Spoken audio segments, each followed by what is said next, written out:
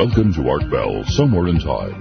Tonight featuring Coast to Coast AM from July 31st, 1995. From the high desert and the great American Southwest. Radiating from Tahiti and the Hawaiian Islands, going west to the Caribbean and the U.S. Virgin Islands in the east, south well into South America, and north, we fully believe, to the North Pole. We'll have to wait and get a report on that one, but I'm sure it makes it. This is Coast to Coast AM, keeping the name, getting bigger, just deciding it includes other coasts. Welcome, everybody. Good to have you. It's a brand new week. I'm Art Bell, and this is live, unscreened talk radio.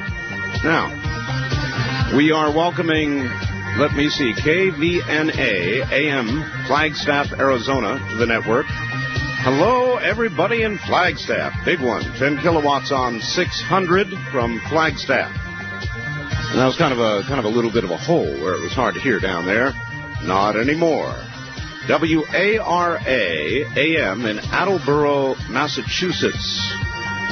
Now, this also is a big one. 5 KW, blazing into Providence, Rhode Island on 1320.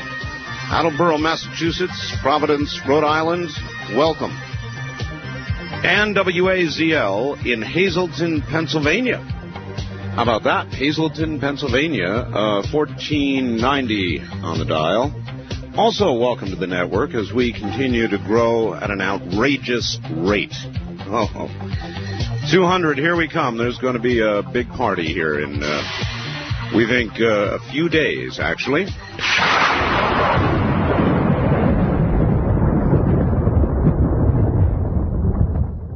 Let us begin with Roswell once again this evening, because I have Congressman Schiff on the phone, Steven Schiff from New Mexico.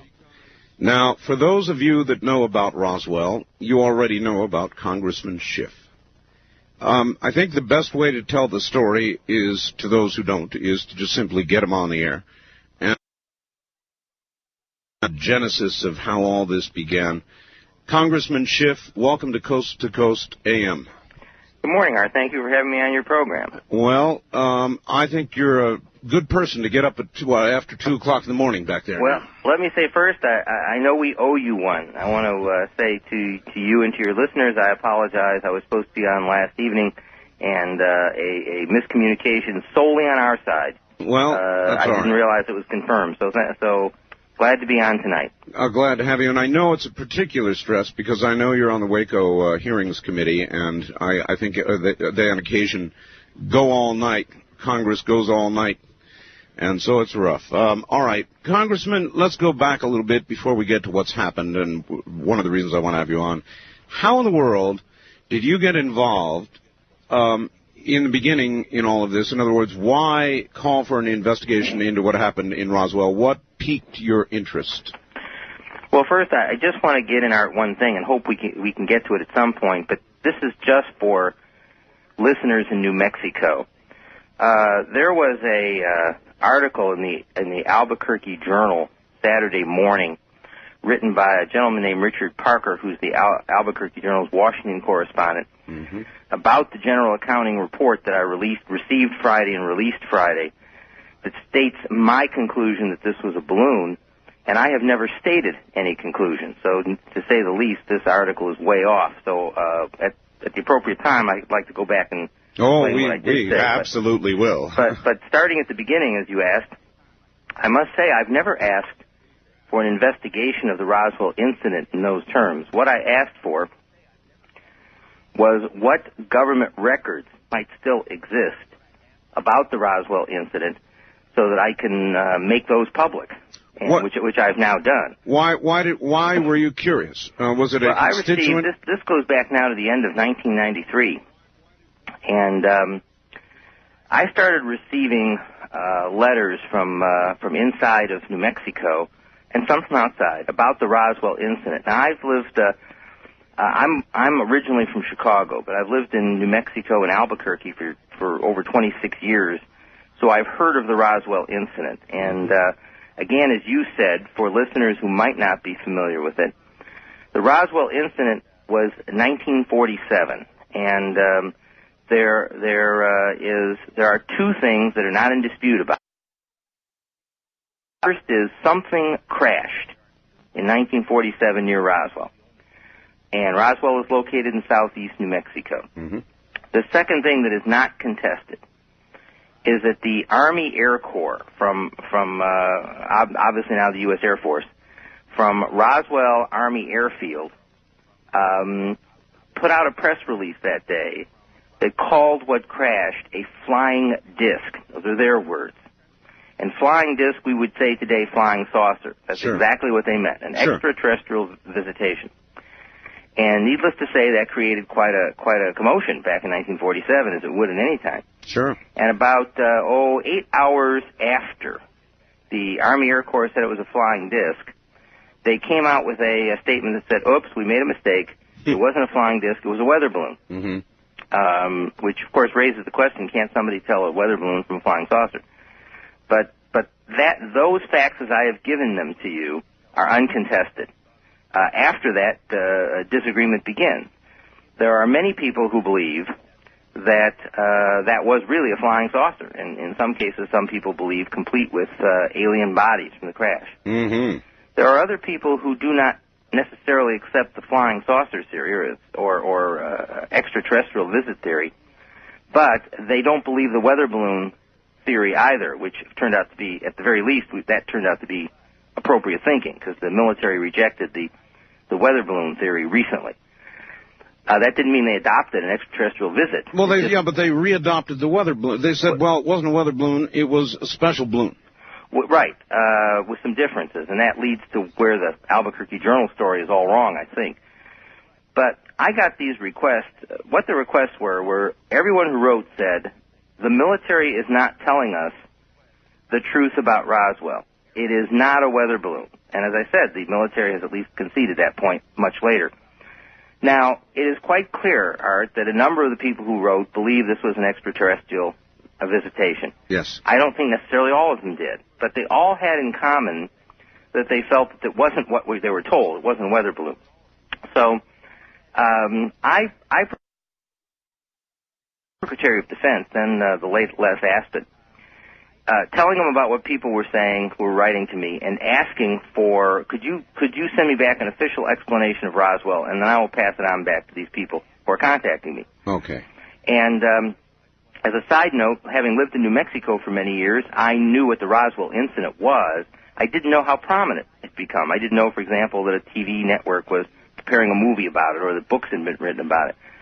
Actually, I viewed this as, although somewhat different, I suppose, in subject matter, otherwise a routine request. We in Congress of both parties. So just really a constituent service. Exactly. Mm-hmm. Nothing unusual. The subject matter was a bit unusual, but people write to us in Congress in both parties regularly and say, I would like information about a certain subject. Mm-hmm. And we go to that agency, and the agency sends us information. We send it back to the constituent.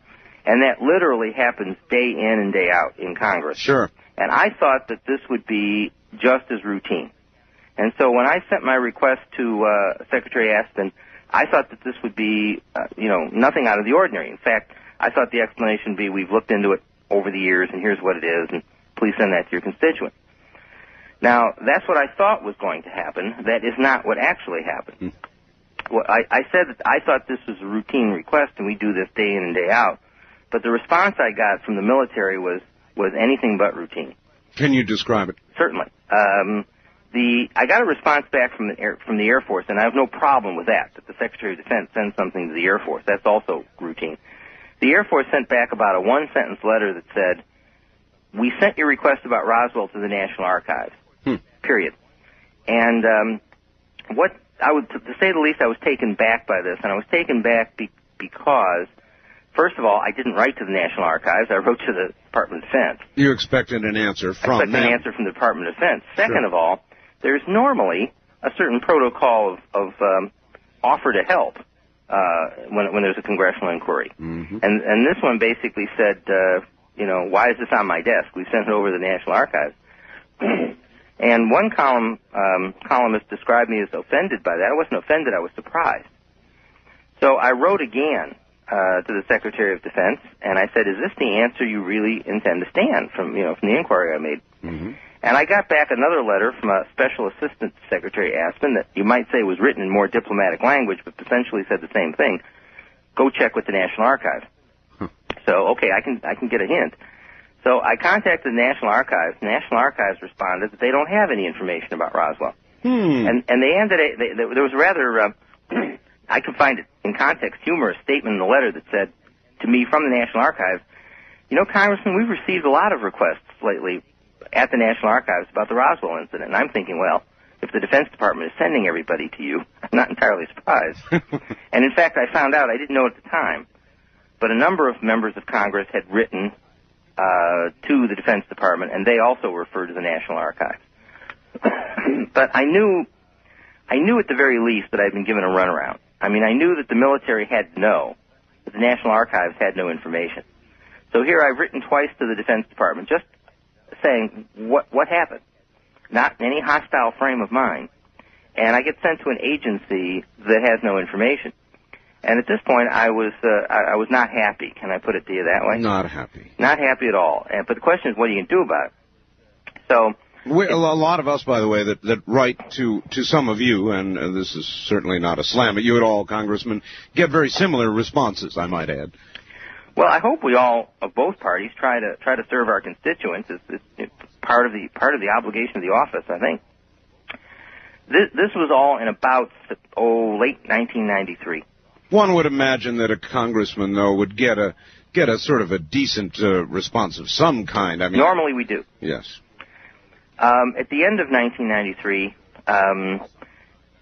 I was meeting with some General Accounting Office officials. The General Accounting Office, or GAO, is the investigative arm of the U.S. Congress. And my experience with them has been very good in the past. I haven't gone to them much, but when I've gone to them, my response has been very professional.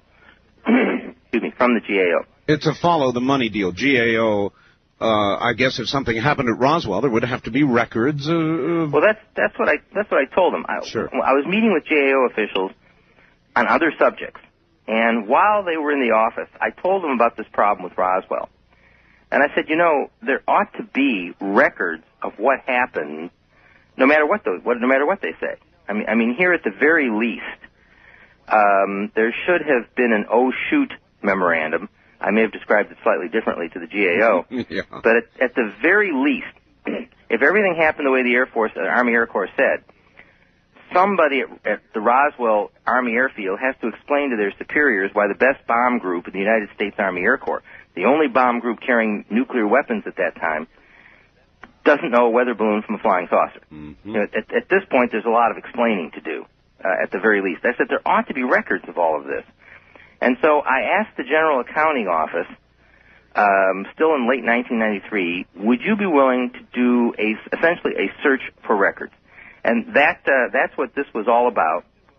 It was about the General Accounting Office, at my request, trying to find what records exist, if any. They were receptive to the idea.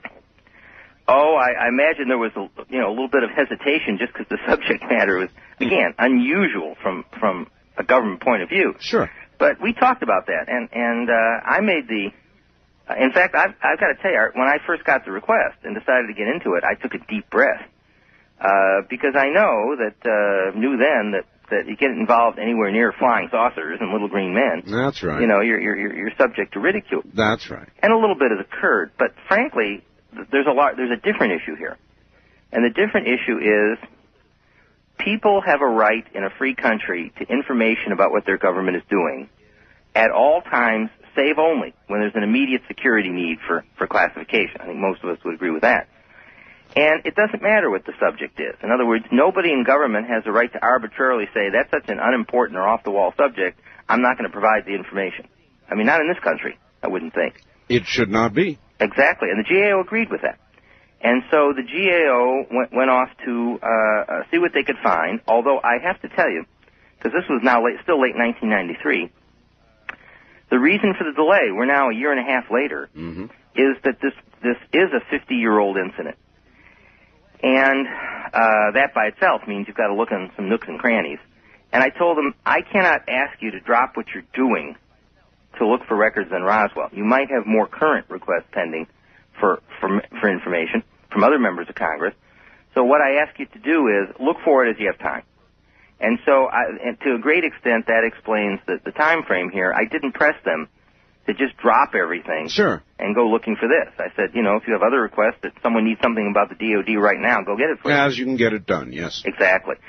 And that brings us to the other end now, to yesterday, as a matter of fact, or Friday, Friday. The GAO gave me their report, and under their regulations, I had 30 days to keep it secret, essentially, while to do whatever I wanted to do with it, and before it became public automatically. Sure. I didn't take the 30 days after the time that did go by. As soon as I got it out in a couple of hours. Wanted to read it first and then do a press statement just summarizing it. So essentially, Art, when I got it, everybody got it. All right. Well, the big news seems to be that the records, or at least what I derived to be the big news, the records of the particular time in question, a couple of years of them, they were supposed to be permanently held records, and you stop me where I'm wrong, were unaccountably, with unknown authority, destroyed. Is that right or wrong? You got it right. Although, here's where I'd like to interject the correction to the Albuquerque Journal article. The Journal article says that I personally concluded that this was a balloon, and the balloon they're talking about, it comes this way. In September of 1994, this is several months after I've asked the GAO to do this investigation, the Air Force issued a new report, and the new report said that they admitted that this was not a weather balloon, which is interesting because that's what they've been saying for almost 50 years, that it was a weather balloon. Correct. And a weather balloon, by the way, never fit the circumstances. This doesn't mean that it had to be an extraterrestrial, but there is really, in my mind, a great deal of testimony that at the crash site there was a high degree of military security, that the remnants of what were taken were flown on a single plane off to be examined at Wright-Patterson Air Force Base ultimately. Now, you don't do that with a weather balloon. You don't treat a weather balloon that way. No. And so it was obvious to me that it wasn't a weather balloon. I don't even know if you reuse them. You don't do. Right. I wouldn't know, but I don't think you have. There were a number of people who said security was stopping people on the roads going towards the crash site, and that doesn't happen for a weather balloon. And so that part of it didn't surprise me. What the Air Force said the crashed vehicle was still a balloon, but a much different balloon than a weather balloon, as they describe it. They described it as a then classified military project to determine if the Soviets were exploding nuclear weapons in the atmosphere. And as they described it, this balloon is greatly larger than a weather balloon because it's intended for high-altitude flight, higher than weather balloons go. And it carried equipment different than a radar tracking device, simply, which is what a weather balloon would carry, again, as I understand it. And in September of 1994, the Air Force said, this is what it was not a weather balloon. And just to again briefly state this, because I know many of your listeners are not from New Mexico. Right. The article in the Albuquerque Journal stated that I concluded that it was this second balloon, and the headlines is Schiff, the crash was a balloon. Flat wrong. What I did say was, and the only conclusion I've ever stated is that I didn't believe the weather balloon story. That is not the same as saying, therefore, I do believe the new explanation. Did the Journal contact your office or talk to you prior to the article? No, they got it from the press release, and Gee. Well, really, same press release? I'm going to take an extra second, if you don't mind. Just read this to you. No, go ahead. This is reading from the Albuquerque Journal article. It said, Schiff concluded after receiving the report, but not in quotes, it was a crash of a classified Cold War device. And here's the quote. At least this effort caused the Air Force to acknowledge that the crashed vehicle was no weather balloon, Schiff said. Well, the quote is accurate. But the quote didn't say what the journal said it said. I mean, the quote says, I agree it's not a weather balloon. The quote doesn't say I concluded, therefore it is the new balloon. So, newspaper people are so creative. Well, but in addition to that, let me tell you, the headlines was Schiff, Roswell UFO balloon, which is inaccurate. But let me read the headlines. Kind of tells you what the rest of the story says. All right, can you hold on to that for a moment, Congressman? We've got one of these network break things we have. All right. Okay, we're going to break here and come back and get the rest of the story from Congressman Schiff, New Mexico. Congressman Schiff. What an answer it is they've given. Well, it wasn't a balloon. Well, it was a balloon. Well, didn't happen. Did happen. We'll be back. You're listening to Art Bell, Somewhere in Time on Premier Radio Networks. Tonight, an encore presentation of Coast to Coast AM from July 31st, 1995.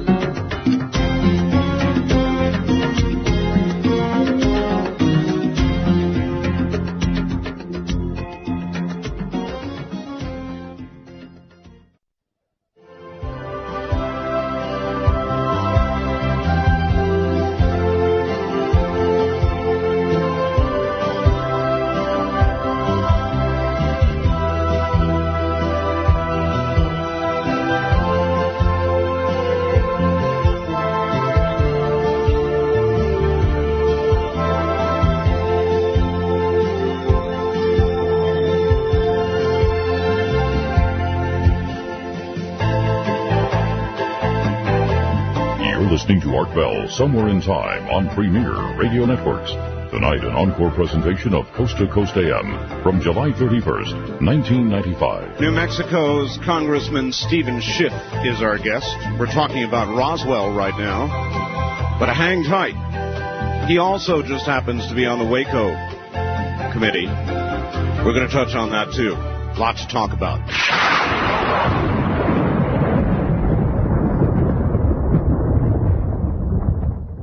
Back now to Washington and Congressman Schiff.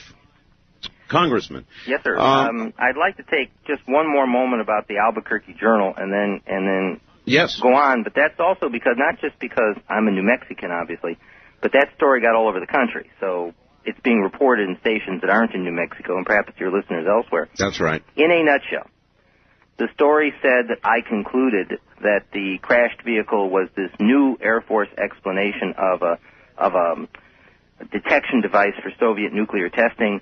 Absolutely not true. What I did say was I never believed the original weather balloon story, which does not convert into accepting the new story at face value. Mm-hmm.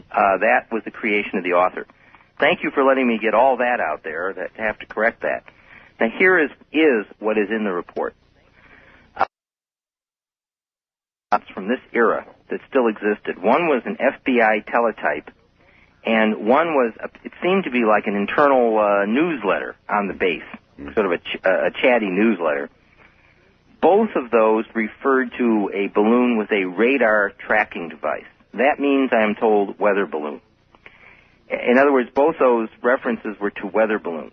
But we know from what the Air Force told us last year, it wasn't a weather balloon. So that would have been earlier cooked stuff for the original cover story. It could well have been. This does not mean that the people who wrote those articles so many years ago were lying to their constituency, if you will. It may mean that they were simply repeating what they were told when the Air Force, Army Air Corps, I'll say Air Force, but I mean Army Air Corps then, when the Air Force retracted its original flying disc story and said it was a weather balloon. In my judgment, the most potentially at least significant records possible were not found, and the military can give no explanation as to who destroyed them or under what authority. It's my understanding the records I'm about to talk about were supposed to be permanent records, which mean not destroyed by anyone. And what I'm talking about are the outgoing messages from Roswell Army Airfield. Messages are an internal military communication system like a telegraph.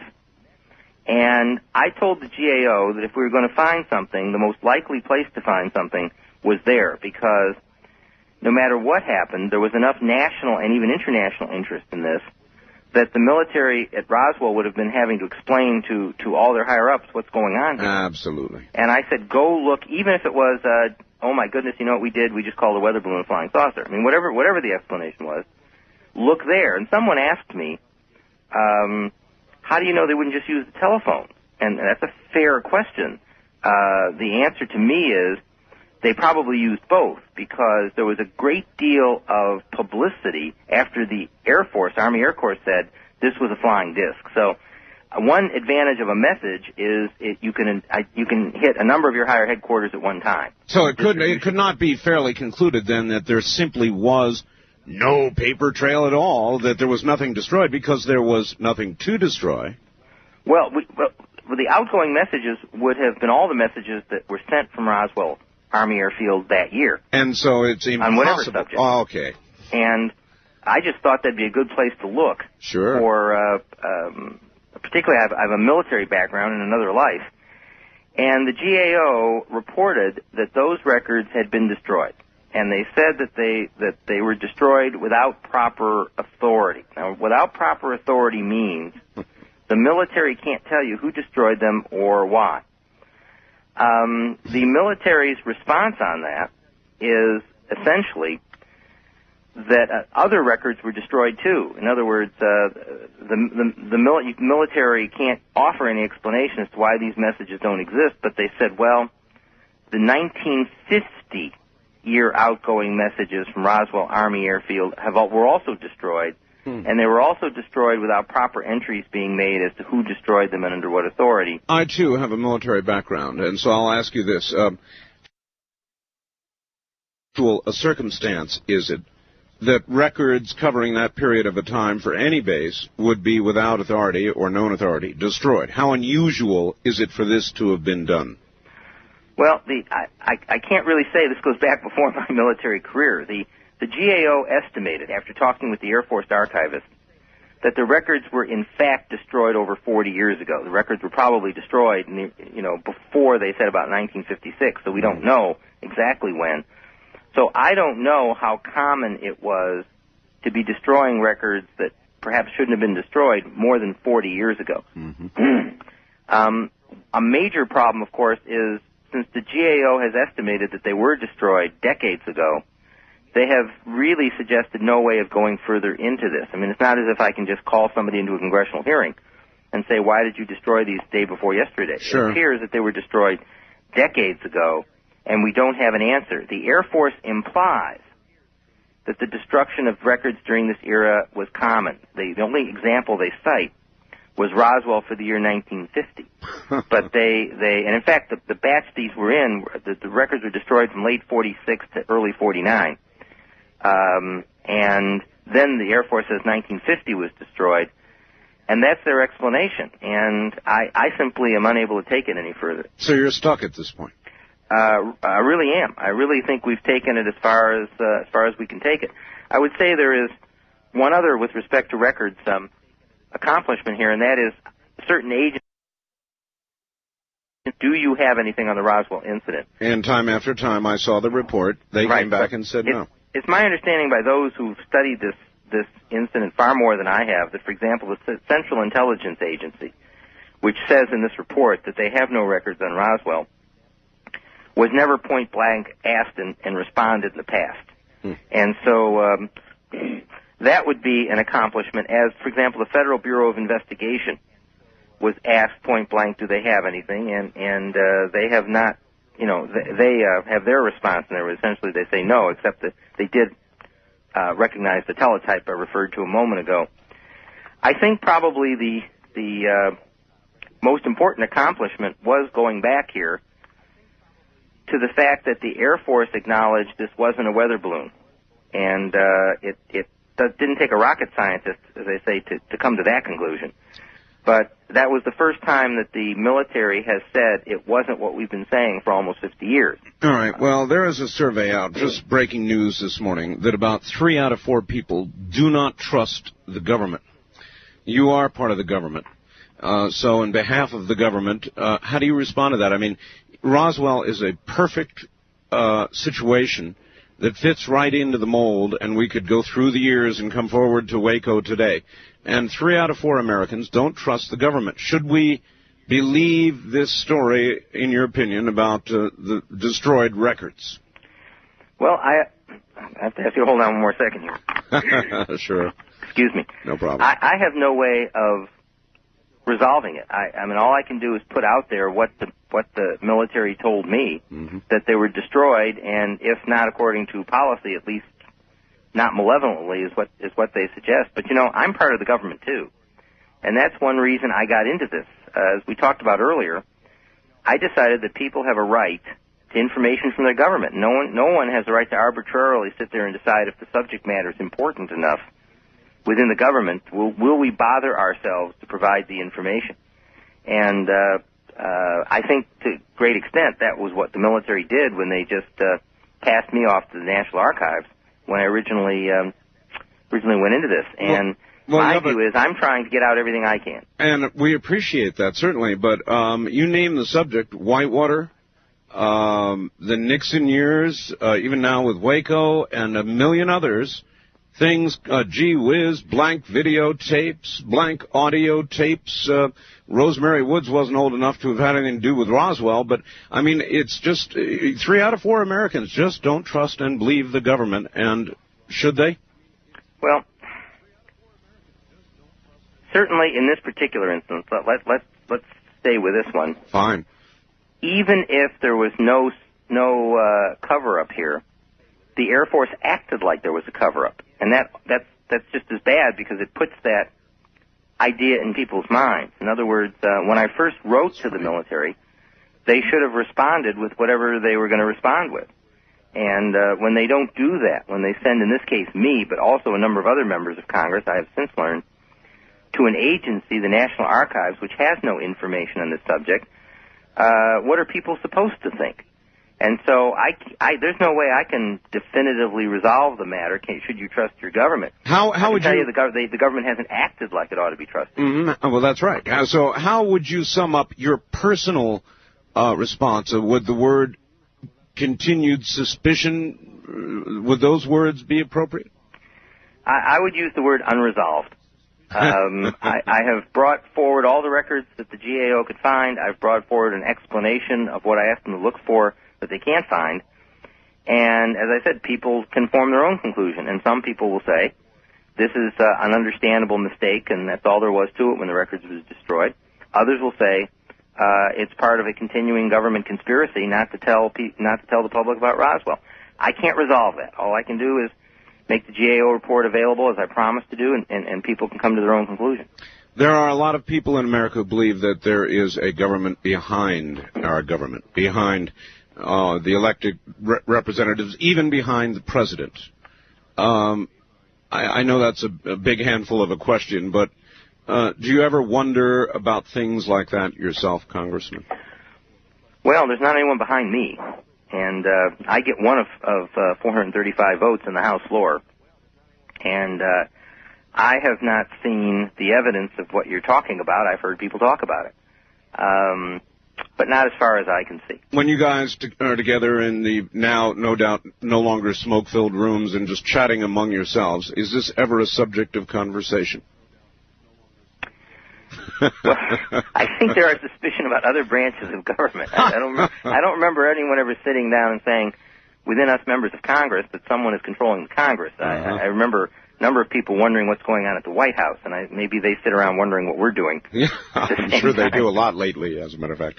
All right, onward. I guess, it stops where it stops until somebody figures out how to go further with this. Well, and there's a possibility that could happen. The GAO told me that about 20 members of Congress had registered requests with them for copies of the report when it was available. Mm-hmm. And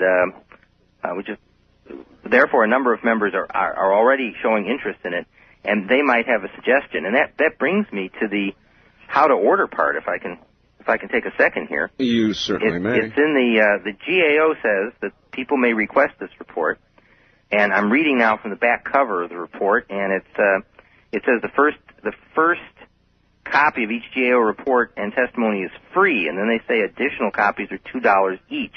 And they say the following the order should be sent to the following address, accompanied by a check for the superintendent documents. They mean, of course, if you're ordering more than one. But if you want one, it's free. If you want one, I'm going to give it to you right here. So let me just give people a second to get a pencil and paper if they want to. Now here is where to write, and I'm just reading this out of the report. To order by mail, write to the United States General Accounting Office, P.O. Box 6015, Gaithersburg, Maryland, and here's the zip code. They've got 9 digits here. 20884-6015. And this is the I'm going to give the full name of the report and the document number, which is probably the most important thing here. The document is entitled Results of a Search for Records Concerning the 1947 Crash near Roswell, New Mexico. And it has an identification number as follows, GAO/NSIAD-95-187. And they say that's how you order one. We've had some delivered to our office in Washington, and we're sending them some on to Albuquerque. And first come, first served basis, we'll hand them out to whoever comes by. But that's how to get more of them. Excellent. All right. There is in London right now, in England, a man named Ray Santilli, who I had the pleasure of interviewing here not long ago. He claims to have come up with this film of the Roswell crash.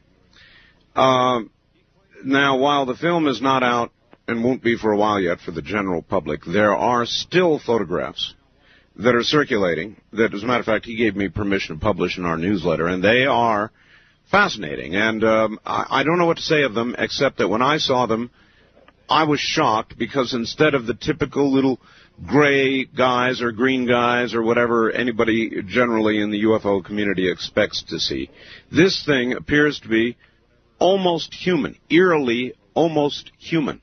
And I know that, or I believe that you've seen some of these photographs. How do you react to them? I saw the video. I saw the, you saw the video. Right.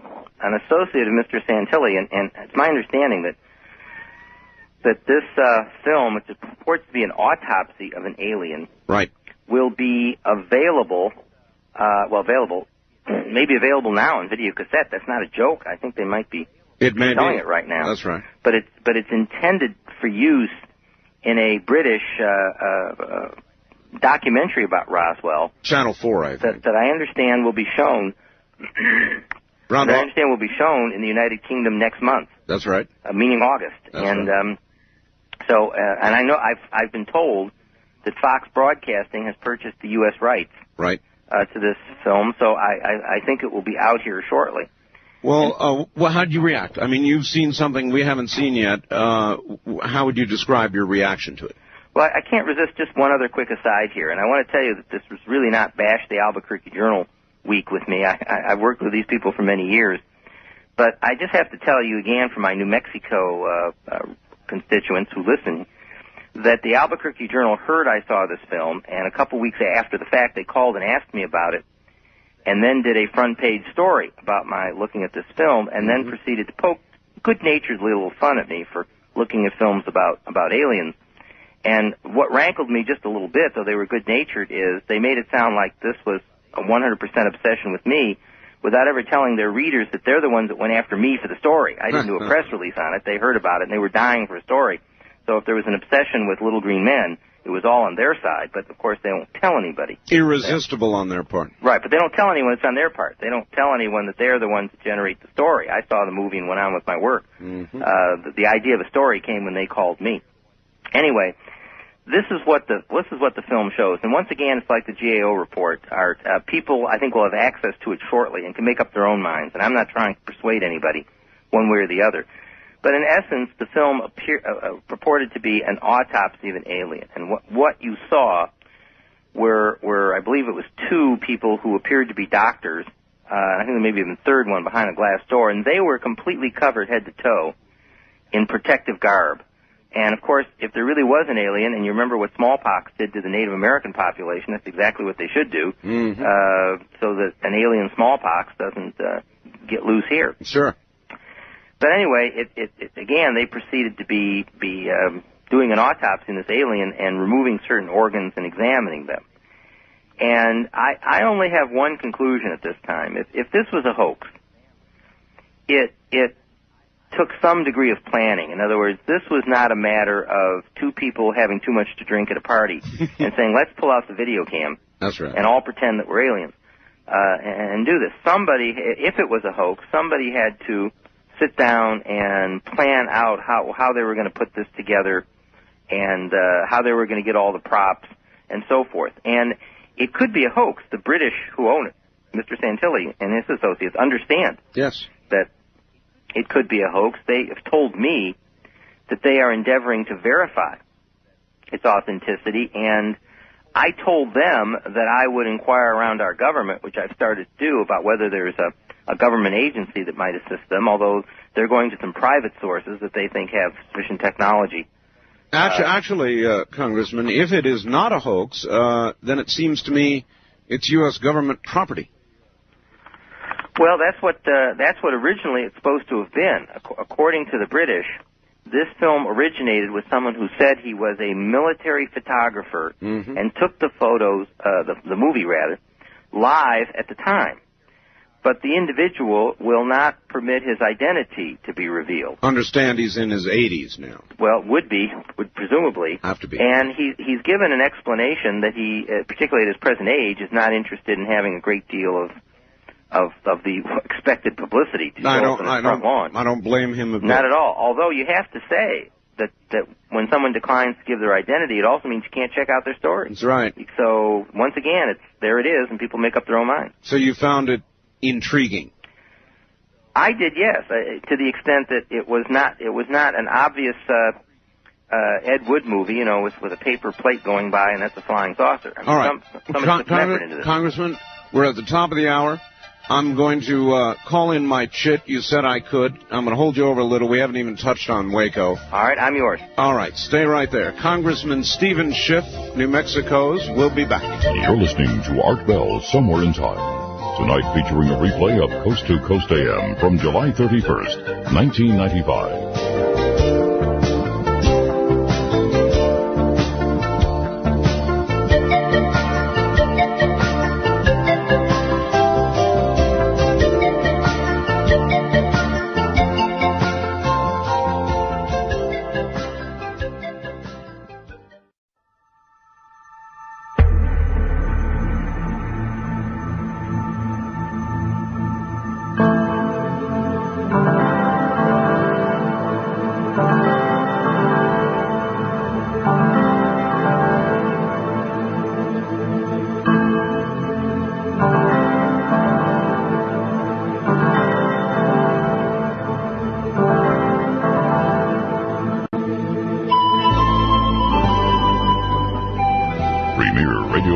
Presents Art Bell, Somewhere in Time. Tonight's program originally aired July 31st, 1995. My guest, and I do have one, welcome everybody, is Congressman Steven Schiff from Washington. That's right, where it's now probably a little bit after 3 o'clock in the morning. And so we're really imposing, and we're holding him over. We've spent an hour talking about Roswell, how he came to investigate it, and what has come from that investigation. This particular congressman also happens to be on the Waco committee, and so I'm going to ask him about that and much more in a moment. Then we're going to open the phone lines, so get ready.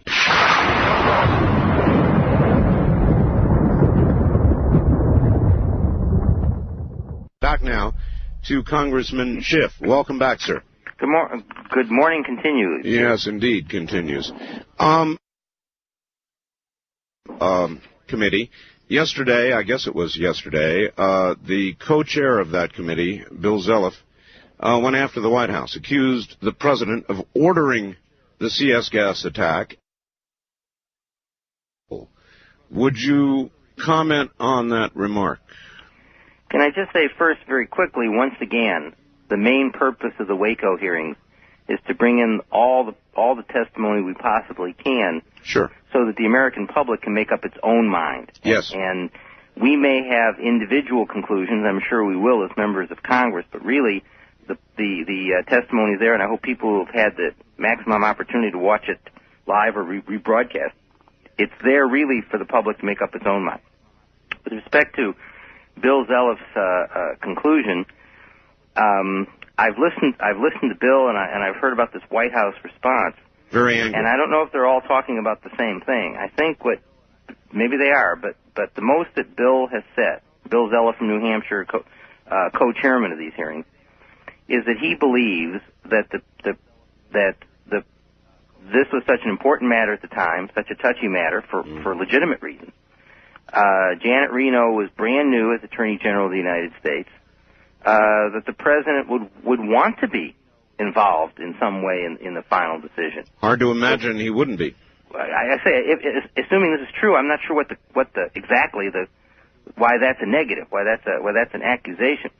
The White House has talked about, not the White House, but the witnesses have been testifying about the president has been asked to be kept continually informed, as if to say the president listened or the information got to the president and he just stoically sat there and said nothing at all about it. So the witnesses confirmed that the White House made an individual request to people keep the president directly informed. And there are witnesses who did that without going through the Attorney General, Webb Hubbell, who's of course a former personal associate of the president, and later became briefly, I think, the number 3 person at the Justice Department, said he would call the White House, not necessarily talk to the president directly, but call the White House and tell them what was going on. Mm-hmm. So I'm not altogether sure how different what Congressman Zelliff is saying is from what the White House is saying. Now, the Attorney General will testify in person later today, correct? At 10 o'clock in the morning, that's right, before the Waco hearings. The Attorney General, right. Janet Reno's the last witness. So yes, let me just interrupt and say that over the weekend, on one of the weekend Sunday shows, Meet the Press, Representative Zelliff was asked, what is the most important question she's going to be asked at the hearings? He responded, why did she approve the plan to gas almost 90 Americans? What information was she given? Who did she share the decision with? These are going to be critical questions. Do you agree with that? I think all of these are legitimate questions. And I think they've become the focus of where we are at the hearings at this point. And I assume, of course, I've heard the Attorney General in the past on this. Let me tell you where I think the crux is as far as the Attorney General goes. The Attorney General will say that she believed that there was no chance that David Koresh and the people in the compound would come out voluntarily, and that she was informed that the FBI plan for a gradual insertion of this gas was the least menacing way to try to persuade people to come out of the compound. That's what the Attorney General will say, I'm sure, because that's what she said in the past. I think the question there will be, what were you told on those subjects by the people who briefed you from the FBI? Mm-hmm. What were you told about the fact that no surrender was possible? What were you told about the possible use of this gas and effects of this gas on children and infants and so forth? And I think that's where the key questions will come there. Well, clearly, there was a decision made at some point, because the FBI was coming out almost on a daily basis, as you recall, and saying, we have patience, we can wait till hell freezes over if we have to. Well, they said that during the hearing. A Mr. Jamar, who was in charge of the combined FBI operation, I say combined because they had negotiators and action people, if you will, on the scene, said at one point, I would have waited a year if I had something to hang that on. So that's been their testimony all along, that they went forward when they believed that there was no alternative, and they felt that they needed to take action for a number of reasons, and they felt that this was the least, the most benign way under the circumstances of approaching it. They're going to say they believe that CS gas did not cause any permanent disabilities of any kind, and a gradual insertion would, in their opinions, kind of nudge people out. That was their plan. Their plan lasted 4 minutes, according to the testimony. Then we got gradual insertion. All heck broke loose. We got gradual insertion of tanks as well, I recall. Well, they weren't even gradual. They were hitting the building from all different sides at once, mm-hmm. and insertion of gas all over. And that's another question. the FBI had this contingent plan that if one tank inserting gas in one place in this building was fired upon, was shot at, that then they would bring in everything at once. And I've never quite figured out why this second plan was written the way it was. They talked about, well, we need to protect the people in the first vehicle. Why not just withdraw the first vehicle? I don't know why you had to bring in everything literally at that time. Why couldn't you have withdrawn it if you met armed opposition, which was certainly possible? Congressman, would you find yourself more troubled finding out the president knew and had part of the decision-making, or if he was not in the loop? Which would be more troubling? I would find it most troubling if the president, and I say this as a statement, not an accusation, I would be most troubled if the president didn't tell us the truth about what he did, whatever that was. Cover up, in other words. Exactly. Mm-hmm. The fact of the matter is, it seems to me that there would be nothing inappropriate about the president keeping close tabs on this situation. Of course not. If what Congressman Zelliff said is true, that the president wanted to be more than kept informed, he wanted to have a hand in what was done before it was done, given the risks involved, and to be very frank about it with the art, given the publicity that was involved, that doesn't shock me.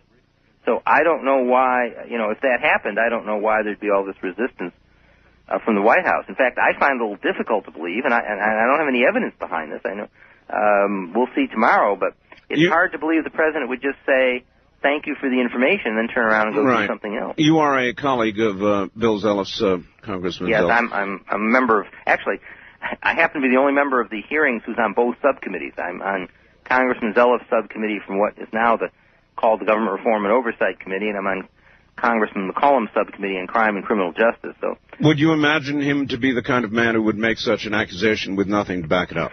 Well, once again, I'm not sure that the word accusation has been thrown in. I don't understand what the White House feels it's being accused of. Well, exactly. Virtually, I believe the wording was of actually ordering the gas attack to occur, and then, as you pointed out, the more troubling aspect of it, seemingly denying it. Secretary of State was on a couple of weeks ago, refused to answer whether the president had any involvement or not. So, well, but the president, once again, I misspoke. The witnesses have stated that the president wanted to be kept individually informed, which means that all of the president's briefings did not come from Attorney General Janet Reno. Webb Hubbell testified that he called the White House, didn't talk to the president directly, but talked to White House staff to keep them advised of what was happening here.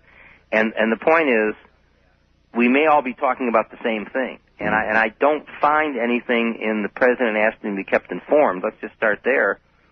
That by itself causes me any concern. And if the president was more involved, I don't know why that would be a negative in and of itself. It's almost like might be negative the other way. It's almost like Roswell. It's the reaction that is, making us all very curious, if not suspicious, from the White House. And they're just really, apparently, this morning angry. Also, Altman, you might want to comment on this, apparently wrote a memo to Secretary Benson on 15 April, 4 days before all this, saying in 4 days there's going to be a catastrophe, and nothing was done. Well, it's been accused that nothing new has come out in the Waco hearings. I disagree with that entirely. I think a number of things have come out. I think some in the government's favor. I think some not in the government's favor. My view is the chips should fall where they may in that regard. Are you satisfied, for example, that the fire was apparently started by the Davidians? It seems like there was quite a bit of weight of evidence to that effect. The weight of evidence is, I'd like to come back to Secretary Benson in the memo in a second, but the weight of evidence is that the fire started inside, and perhaps in 2 or 3 different places almost simultaneously. Right. The evidence is not that the FBI started the fire. The fact that it started inside and the fact that it started in 3 different places would give the most logical idea that somebody on the inside deliberately set the fire. But that's not quite the only explanation. There was a government expert on this said, well, this fire had to, this is an arson expert who said, this had to start with a match. Well, no, it didn't. It had to start with a flame. And you do have the fact that these people were heating and lighting with lanterns because their electricity had been cut off. Sure.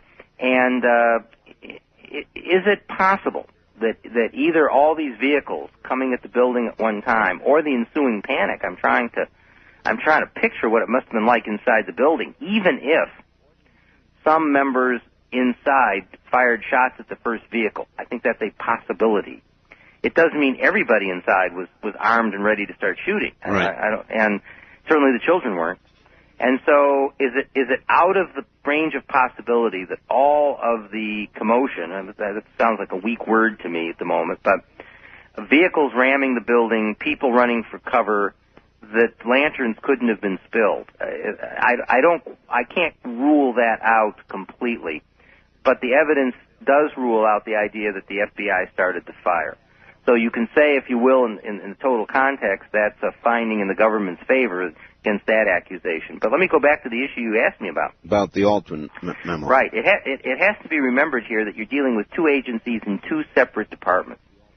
The Bureau of Alcohol, Tobacco, and Firearms, which did the original raid on February 28th, is under the Treasury Department. And after that raid failed and we had, in essence, a siege, the FBI under the Department of Justice took over the responsibility.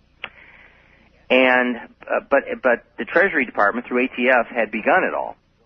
And Roger Altman, who was then the number 2 person at the Treasury Department, on April 15th wrote a memo to his boss, Secretary Benson, saying that the FBI plan for a gas insertion had been explained to him, and he was worried about it. He said, I think the word he used was, a tragedy could ensue. Yes. And Secretary Benson, whom I greatly admire in many respects, but his testimony, I was astounded by it. His testimony was, when he got that memo, he did absolutely nothing. I mean, just did nothing. Essentially threw it away. And the reason he gave was, it wasn't our problem anymore. I mean, this had been turned over to the Department of Justice, and it was no longer a Treasury responsibility. Now, that's sort of like the proverbial waiter saying, that's not my table. I mean, it's not even the polite equivalent of, we're passing this on to the archive department. I don't think the memo got there necessarily. Here is the point. Secretary Benson is entirely correct when he says that the Treasury Department was out of responsibility and the Justice Department had taken it over. But this is all one government. And at the very least, what Secretary Benson should have done was pick up the telephone to the Attorney General and say, my number 2 person has some concerns here. Perhaps he should come over and talk with you or talk with somebody on your staff. If the Attorney General had decided to proceed anyway, which he had the authority to do, then Secretary Benson certainly could do nothing about that. But to get a warning like that and to just sit on it, I think that's inexplicable. Janet Reno, shortly after the Waco incident, tragedy, offered to resign.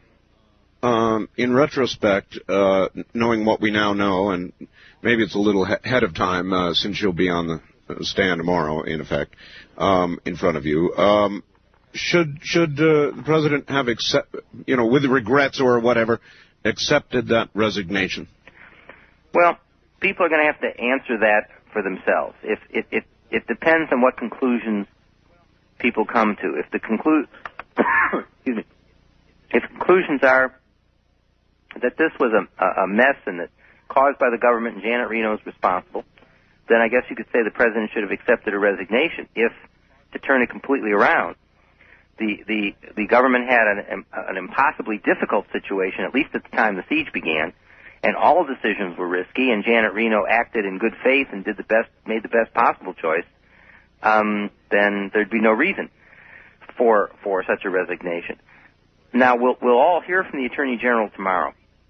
I want to say again that I think the crux of the Attorney General's decision was, what information were you given that it was based upon? Right. In other words, what I think is starting to come out of the hearings is that the FBI discounted the possibility that David Koresh would come out by himself. They regarded that as a deception. Against, I understand, all advice of people who knew about cults. Well, they got mixed advice on it. I would say this. The question is, when they briefed the Attorney General, did they eliminate the possible counter scenarios of David Koresh coming out because they didn't believe it? Or did they explain everything? In other words, when they went to Janet Reno, did they just say, well, there's no hope for anything, any kind of peaceful surrender, therefore we've got to just do something here, without ever telling the Attorney General all of the possibilities? It seems to me that they had an obligation to explain all of the possibilities, even if they didn't believe that David Koresh would come out. I think they had an obligation to tell the Attorney General what was going on, and I hope, among other things, we'll find out tomorrow if that was done. One of the things that I heard the other day that I actually found chilling was the Attorney General was asked by somebody, and she responded about Waco that given similar circumstances today, she would have and would make the same exact decision. And that scares me. That actually scares the hell out of me, because it tells me there could be, and with the number of militias that we've got building all over the place, and people who say, well, I don't believe in the 16th Amendment, it was never passed, I won't pay taxes, or whatever, there's going to be some little spark somewhere again. And I fear that with Janet Reno still in office, there could be another Waco. I can only assume that the Attorney General meant based upon the information I was given at the time. I'm assuming that's the context, rather than based upon now that I know what would happen, because it happened. But again, tomorrow, there I go. Today. Later this morning, yeah. It seems that way, but later this morning, we will hear the testimony. If I can talk about Waco a little bit more here, I want to say that once again, the main purpose of the hearings is people can get their own information and make their own decision. I've come to some conclusions, but that doesn't mean that I think everybody should come to the same conclusion I have, because they're free to listen to the same testimony. Well, do you care to tell us what you have? Well, I was going to share a couple. I think that I'm going to pick one of each, meaning one that favors what the government has explained and one that shows a serious problem. All right. I think the government had originally enough information that somebody in the compound, David Koresh or whomever, were illegally converting semi-automatic weapons to automatic weapons, which is illegal, that there was a proper government interest in what may have been going on there with respect to firearms. In other words, I don't think that the government went out of its way to look for a group with an unpopular religious view or other reasons to. I'm with you. In other words, they were not targeting them. Congressmen were at the bottom of the hour. Right. But they did mess up much more than they've admitted. All right. Time, I'd be glad to talk to you about We'll that. cover that in a moment and take some calls as promised and do another half hour. Congressman Schiff, New Mexico's Congressman Schiff, is my guest. More in a moment. You're listening to Art Bell, Somewhere in Time, on Premier Radio Networks. Tonight, an encore presentation of Coast to Coast AM from July 31st, 1995.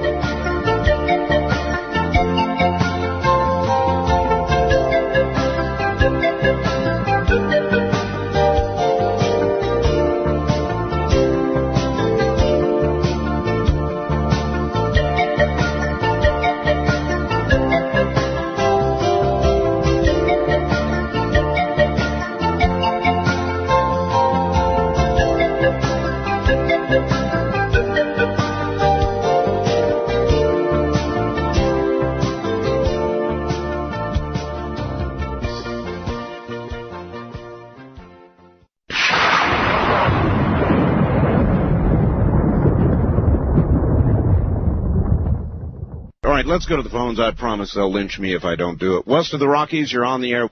Question for Mr. Zellis, then. It's Congressman Schiff we have here. Tell him, please, not to hit me.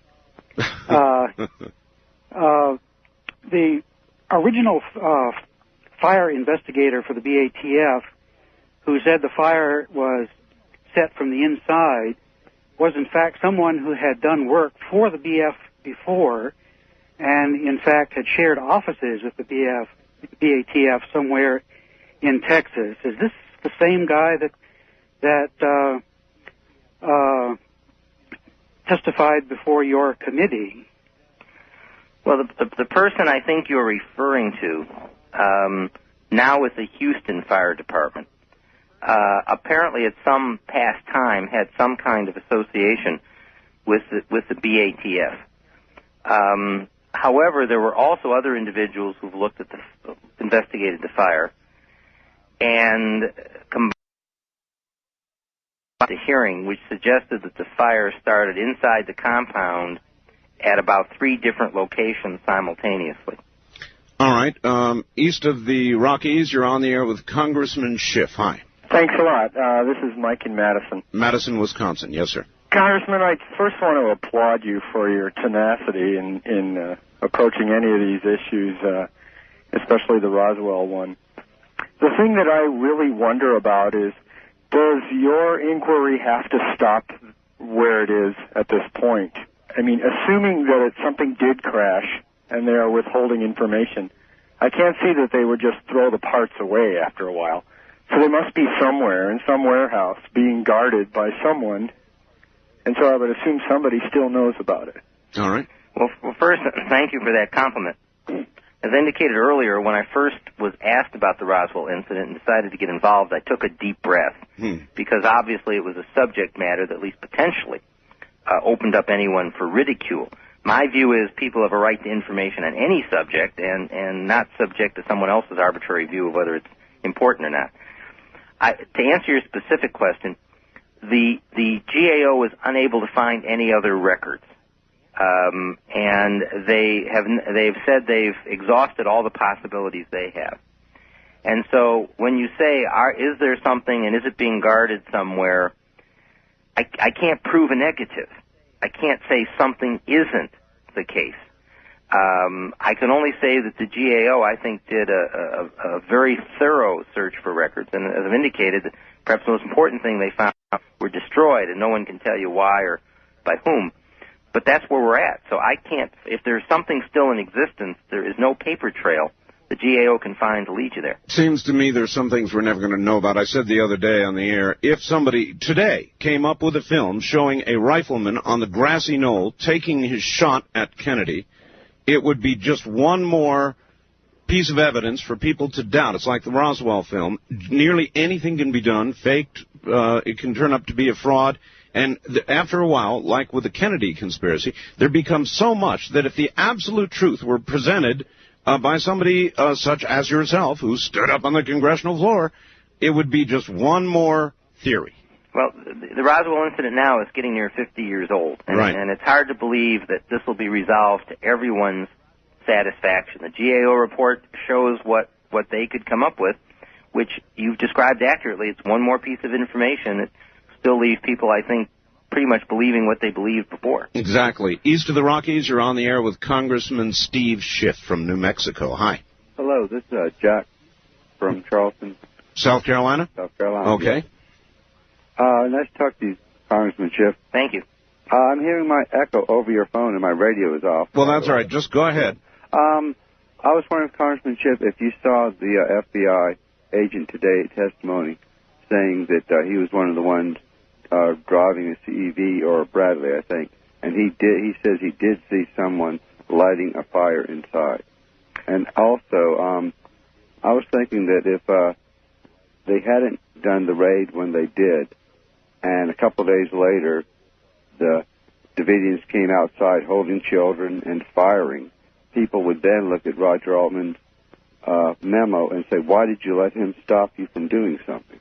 And another thing, I wish... Well, all right, that's quite a bit to handle right there. Let's hold it there. The testimony of the FBI agent who said he saw somebody lighting a fire? I may be misrecollecting. I don't remember him being that absolute about it, but the testimony does appear to be that the fire started inside, and the most reasoned then conclusion is that it was deliberately set inside. I think that's the preponderance of the evidence. I just have not quite ruled out the possibility that since electricity was cut off and there were lanterns all over, and this massive assault started on the compound just a few minutes after one vehicle went forward, another possibility. But I agree that's that's where the majority of evidence certainly lies. With respect to Roger Altman's memo, you raise a very good point about what were the alternatives and what were the risks. I think that frankly, the Attorney General had risks under any possible decision that were made. My point about the memo was, when you get that, do you throw it away? Or do you put your number 2 person in your department, which started this whole situation, now they're not just bystanders, into touch with the Justice Department? I'm saying that the Secretary of the Treasury should have passed on the memo to the Attorney General.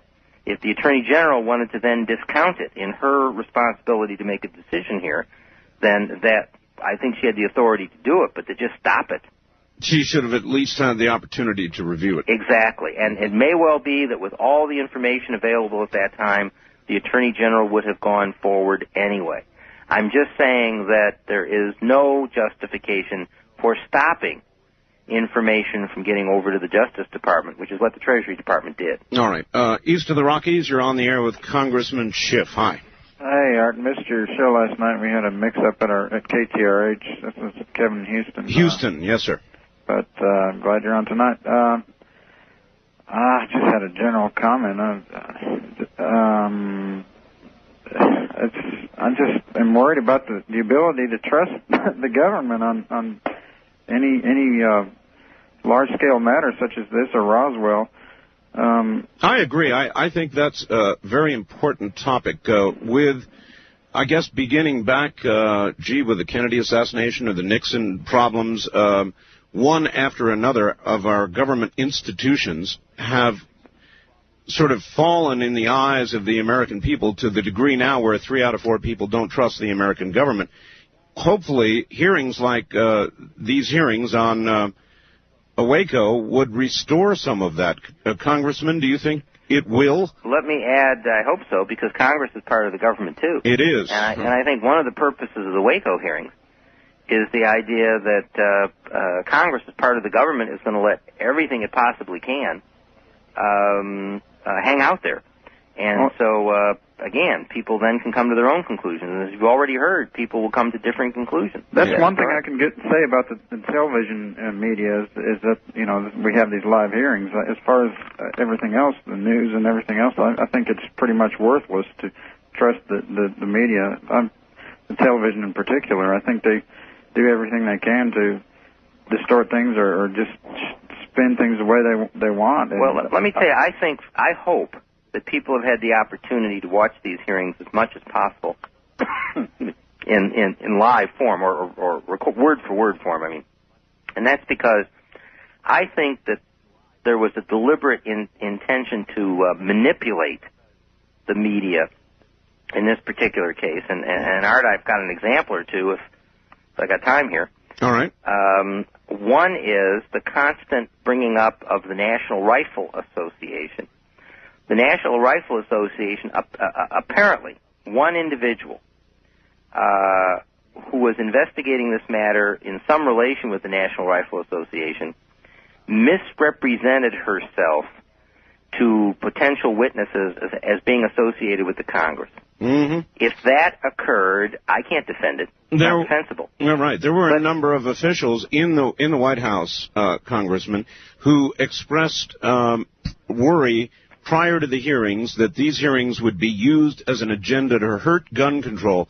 And I thought those very interesting statements. Well, but the point is, this testimony is available for everyone to see. It is. Nobody has indicated, assuming that this misrepresentation occurred, and it sounds like it to me, no one has explained how that has anything to do with the actual hearing in terms of witnesses testifying with their own testimony. No one has been able to relate, although speaking of accusations, the accusation's been made because of that incident, the hearings are tainted. Nobody has ever explained logically how, assuming that that incident occurred, how that has at all affected the witnesses who've testified. And the purpose of that is to get the news media to focus on the National Rifle Association rather than on the Waco hearings, which might show additional failures of the government, on the government side of this.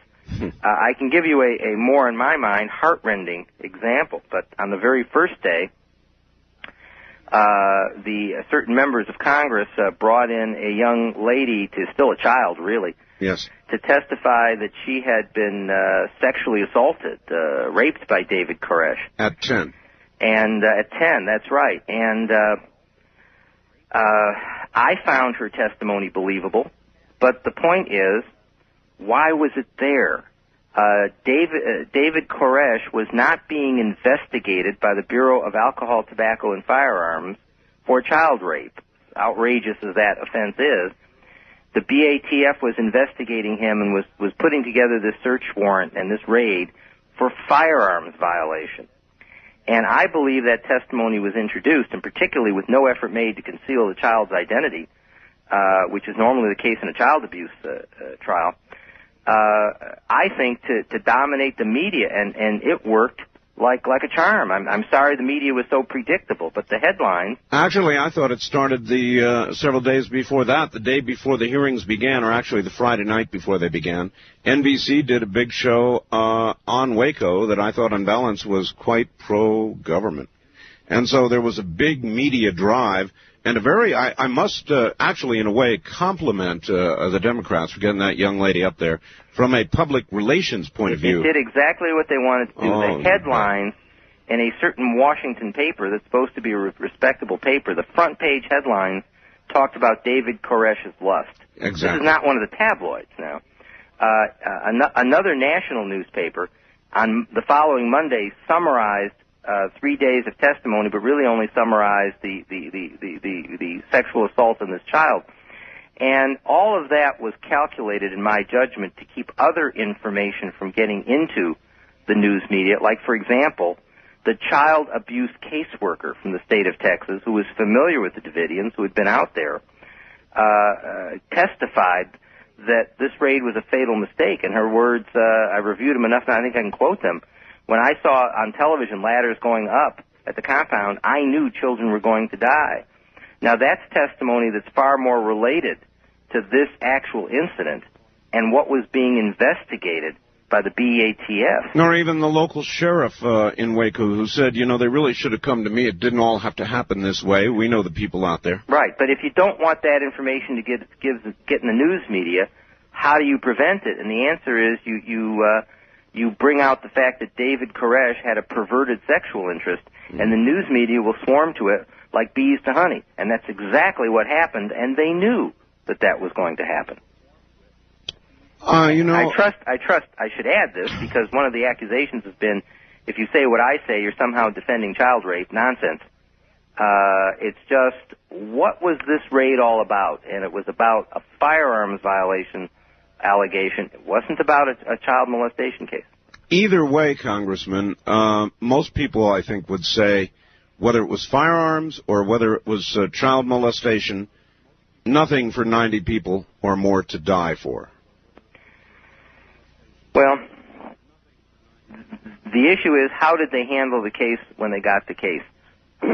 And given the fact that it's being stated that a lot had to be done for the benefit of the children, you have to ask, from the beginning raid to the final attempt to end the siege with tear gas, was this really done with the idea of protecting children? I mean, although there's all these claims that... That's what Janet Reno said. We're doing it for the children. Well, the bottom line for the children was it couldn't have been much worse for them the way it came out. Well, our government and our people in America are splitting. Will the Waco hearings, will all the rest of this bring us any closer? Will we be any closer when it's over? Do you guess? It's calling for a supposition, but... I don't think the hearings will necessarily change anyone's view. I can tell you that all of us doing these hearings are getting a great deal of mail and phone calls, and I think people's basically preconception about whatever it might be about Waco will stay the same. I think, though, that the Congress has shown that if there is a subject of immense interest in the public and of legitimate concern, that we're going to make sure that everything possible comes out. Congressman, we've got to hold it there. We're out of time, and you've got to go to bed. You've got a big day coming up. Well, thanks for having me on your program. Thank you for being here, and ask the Attorney General hard questions for us. I'll do my best. Thank you. Thank you, Congressman Schiff from New Mexico. You're listening to Art Bell, Somewhere in Time. Tonight featuring a replay of Coast to Coast AM from July 31st, 1995.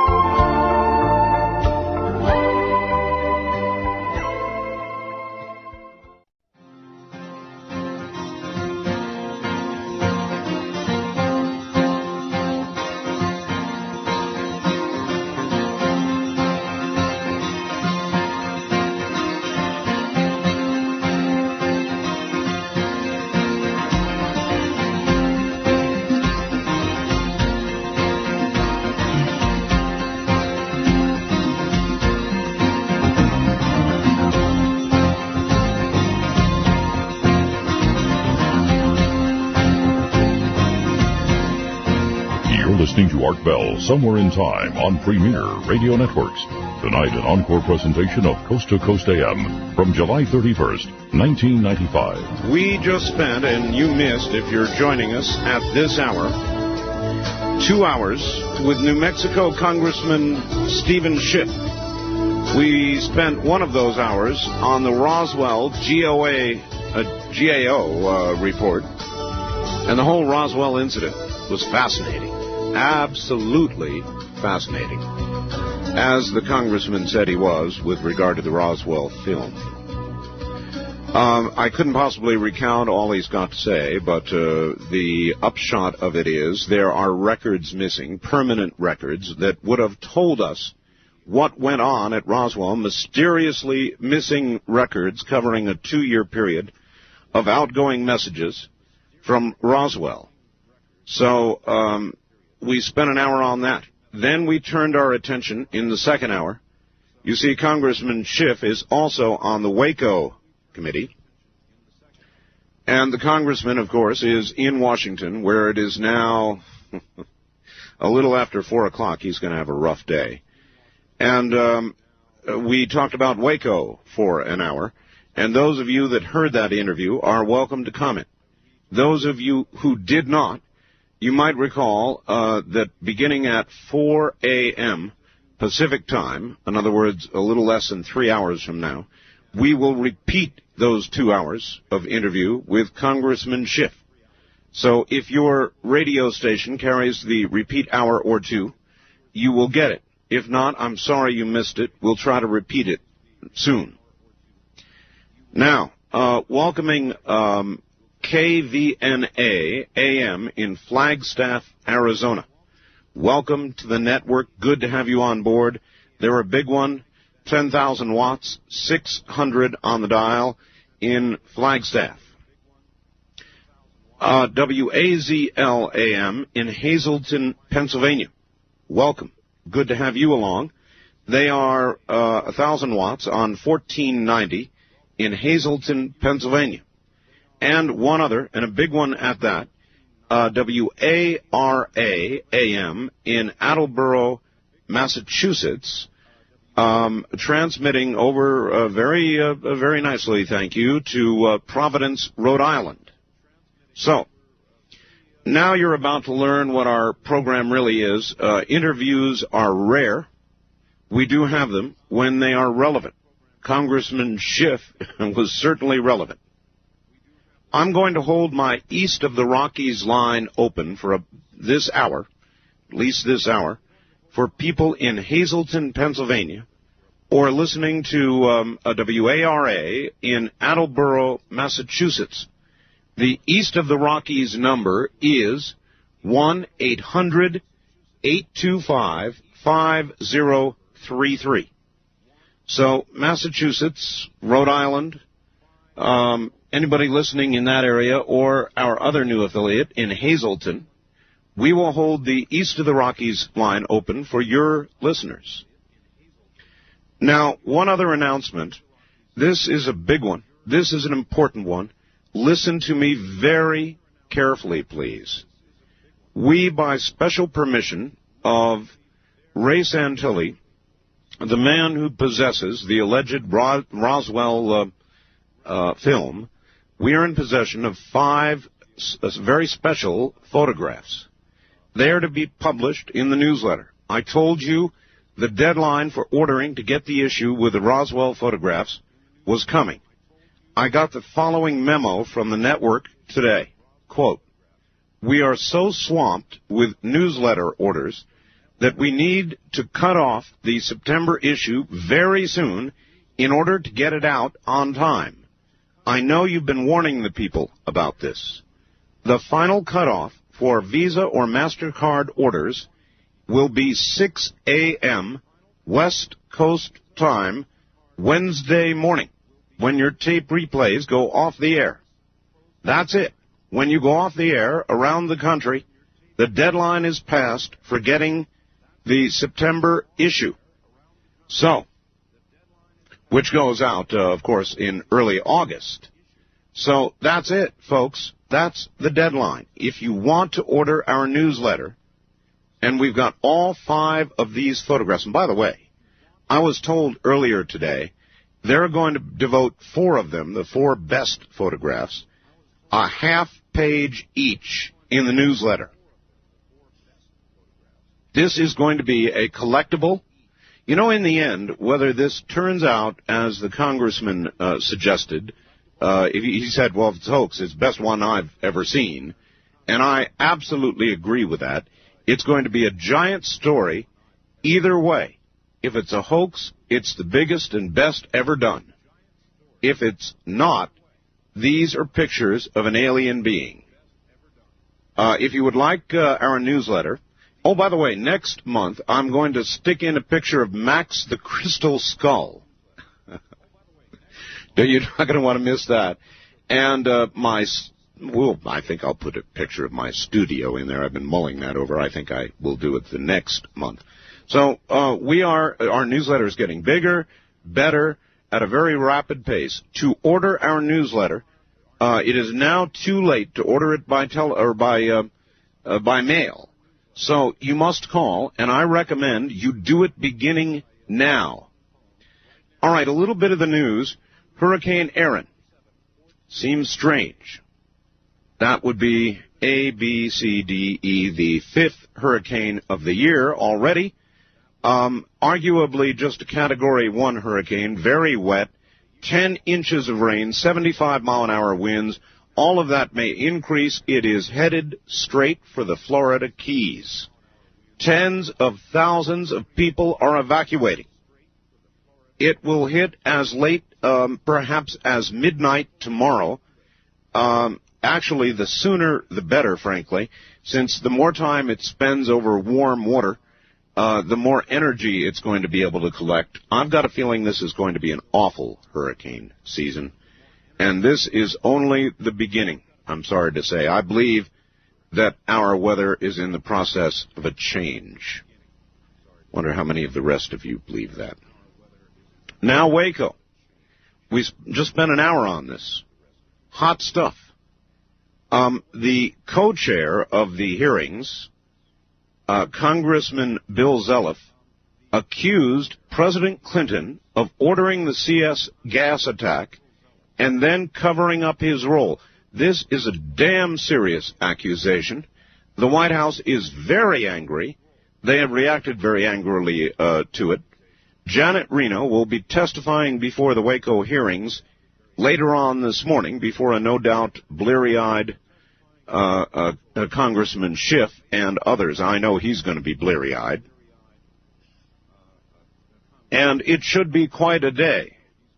Representative Zeliff was asked over the weekend on Meet the Press, what is the most important question Janet Reno, is going to be asked. His response was, why did she approve the plan to gas almost 90 Americans? What information was she given? Who did she share the decision with? there are going to be some very critical questions asked in the morning, very critical. There will come a moment where she's going to have to look them in the eye and tell them whether or not she told the president, whether she was communicating at all with the president, or made the decision unilaterally. Hard to believe. As the congressman said, she was there 2 weeks. She was brand new. Would she take such a decision all on her own? Is she going to fall on her sword in the morning? What do you expect her to say? And then, as I asked the congressman, what troubles you more? To find out the president knew, in fact, was very much part of the decision-making at Waco, or that he didn't know a thing about it? Was, what's the old expression? Out of the loop. Think he was out of the loop? And if he was, that is troubling. If he has knowledge of what went on, if he in fact ordered the attack, and he is covering it up, then the congressman said, and I agree, that's probably the more serious of the two. So there you have it, Waco at a critical junction. It's going to be a very important day. We'll be right back.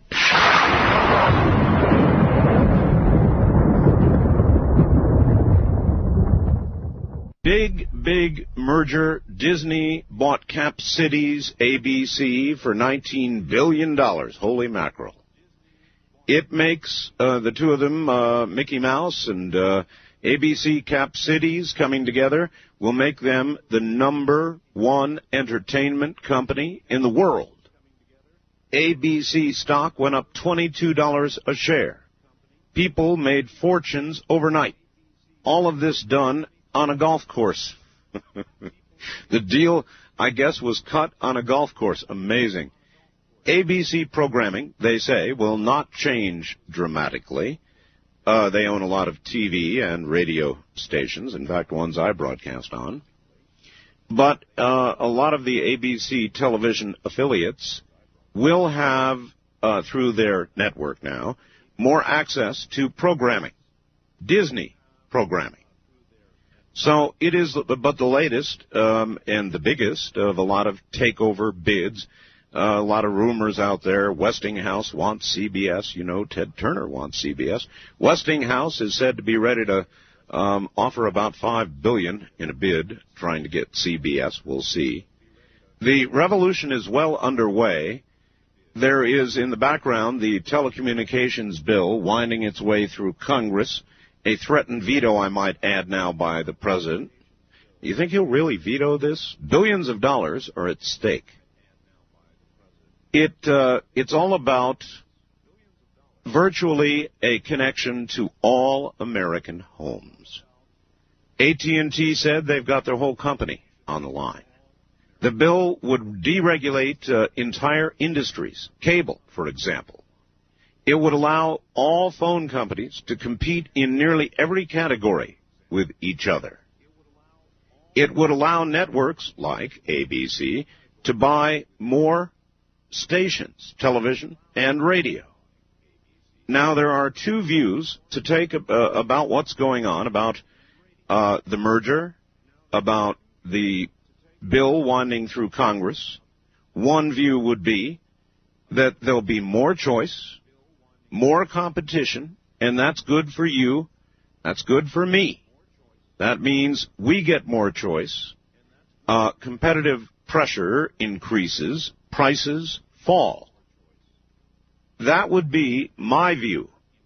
Another would be that, oh no, America's communications is consolidating into the hands of a few very powerful people who will now, more than ever, control the flow of information to all of us. I personally take the first view.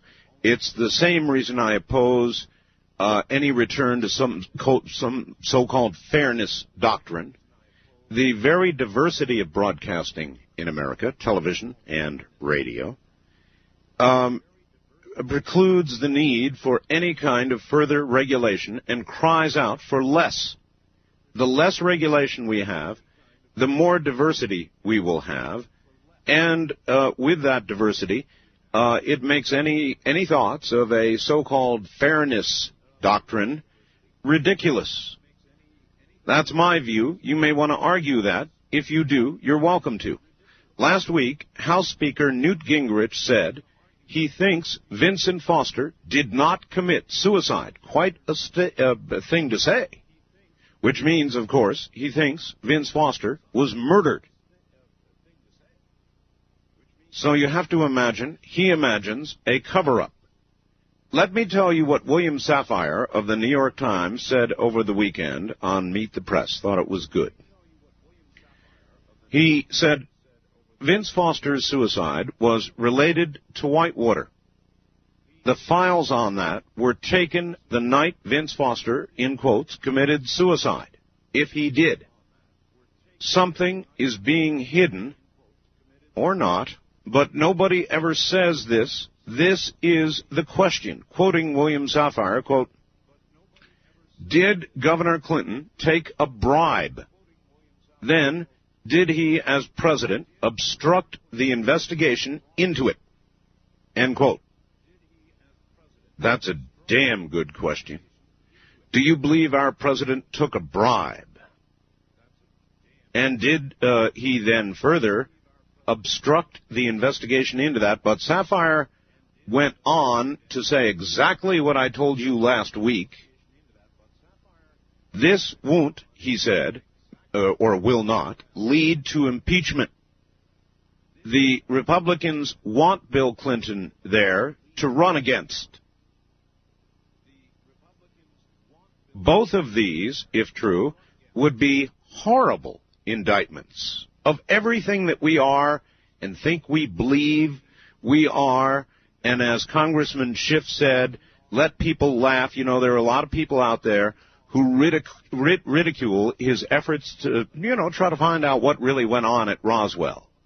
And any time you mention UFOs or any of the rest of it, it makes it easy for the talking heads out there to laugh and say, oh, isn't that ridiculous, and all the rest of it. But as he pointed out, we do have this thing called the First Amendment.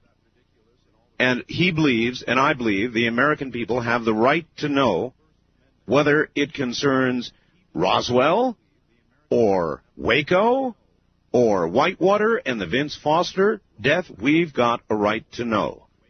But look at what this story is saying. It's saying that there is something here, William Safire, saying, yes, this is very serious.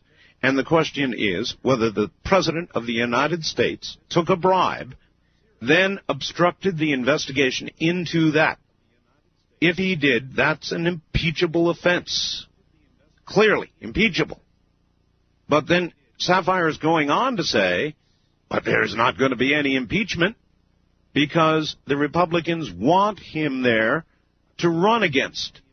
My God, it's really a terrible indictment when you consider it of both possibilities, isn't it? One, that we've got a president that committed a cover-up, the allegation, that would be equivalent to or even greater than, in importance, what Richard Nixon did. But we're not going to do anything about it because we're worried that he'd be impeached or he'd have to resign and go back to Arkansas or wherever it is that he would go, and it wouldn't be used because the Republicans want to win the election. Now, that's pretty damning, no matter which way you look at it. All right, we're going to break here at the bottom of the hour. I've got new affiliates in Attleboro, Massachusetts, and Hazleton, Pennsylvania. And so everybody else, hold off on the east of the Rockies line and let them get through. Calling Massachusetts, Rhode Island, Pennsylvania, 1-800-825-5033 is the number, 1-800-825-5033. You're listening to Art Bell, Somewhere in Time, on Premier Radio Networks. Tonight, an encore presentation of Coast to Coast AM from July 31st, 1995.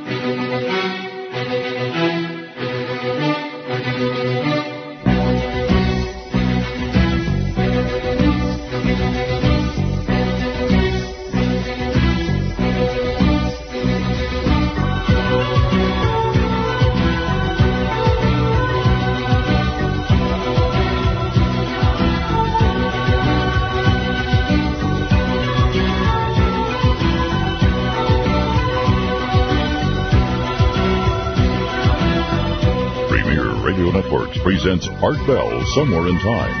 Tonight's program originally aired July 31st, 1995. Here's the deal. For the next 25 minutes, it is an honor we bestow on new affiliates. You never know, last-minute technical troubles or not, whether you get on the air or not, as they say. But we are welcoming WARA in Attleboro, Massachusetts, transmitting on into Providence, Rhode Island, and WAZL in Hazleton, Pennsylvania. So if you're listening to either one of those two affiliates, we're holding a special line open for you, and only you, for about 25 minutes here. It's 1-800-825-5033. 1-800-825-5033. And then we'll open it up wide at the top of the hour for anybody east of the Rockies. Normally, that's what that line is for. First-time caller line, you're on the air. Hi. Hello there. Art. Yes. This is Ray calling from Federal Way, Washington. Hello, Ray. How you doing? Okay. Hey, I love your show. Listen to it every night. Something I've been thinking about, this Waco thing. Yes, sir. Up here a few years ago, there was one of the federal government's most wanted holed up at a house over on, I believe, Vashon Island. Strangely enough, he was burned out. Mm-hmm. A few years later, there was Gordon Cull back east somewhere. Seems to me he was burned out. Mm-hmm. It was my understanding also that the Randy Weaver thing, there was talk about trying to burn out Randy Weaver. Now the Waco thing, it just kind of makes you wonder. Well, I guess it's making a lot of people wonder. There's a big survey today showing 3 out of 4 Americans do not trust the government.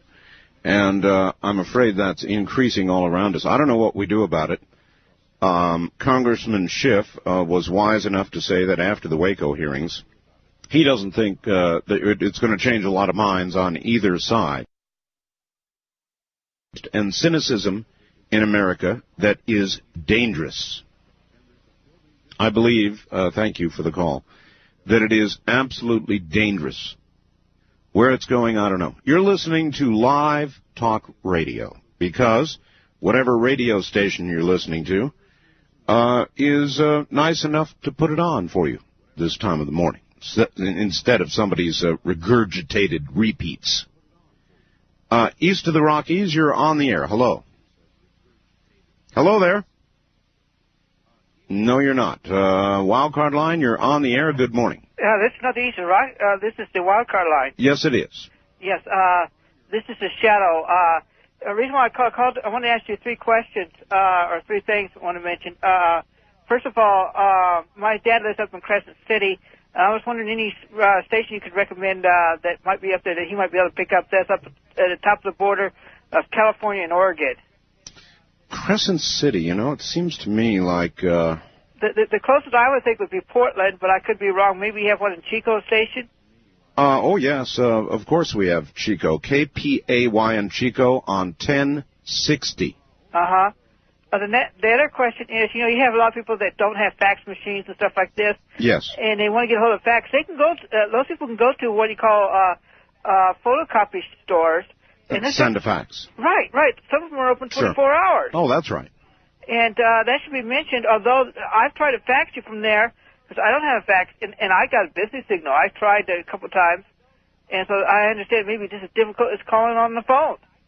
I don't know if that's true or not.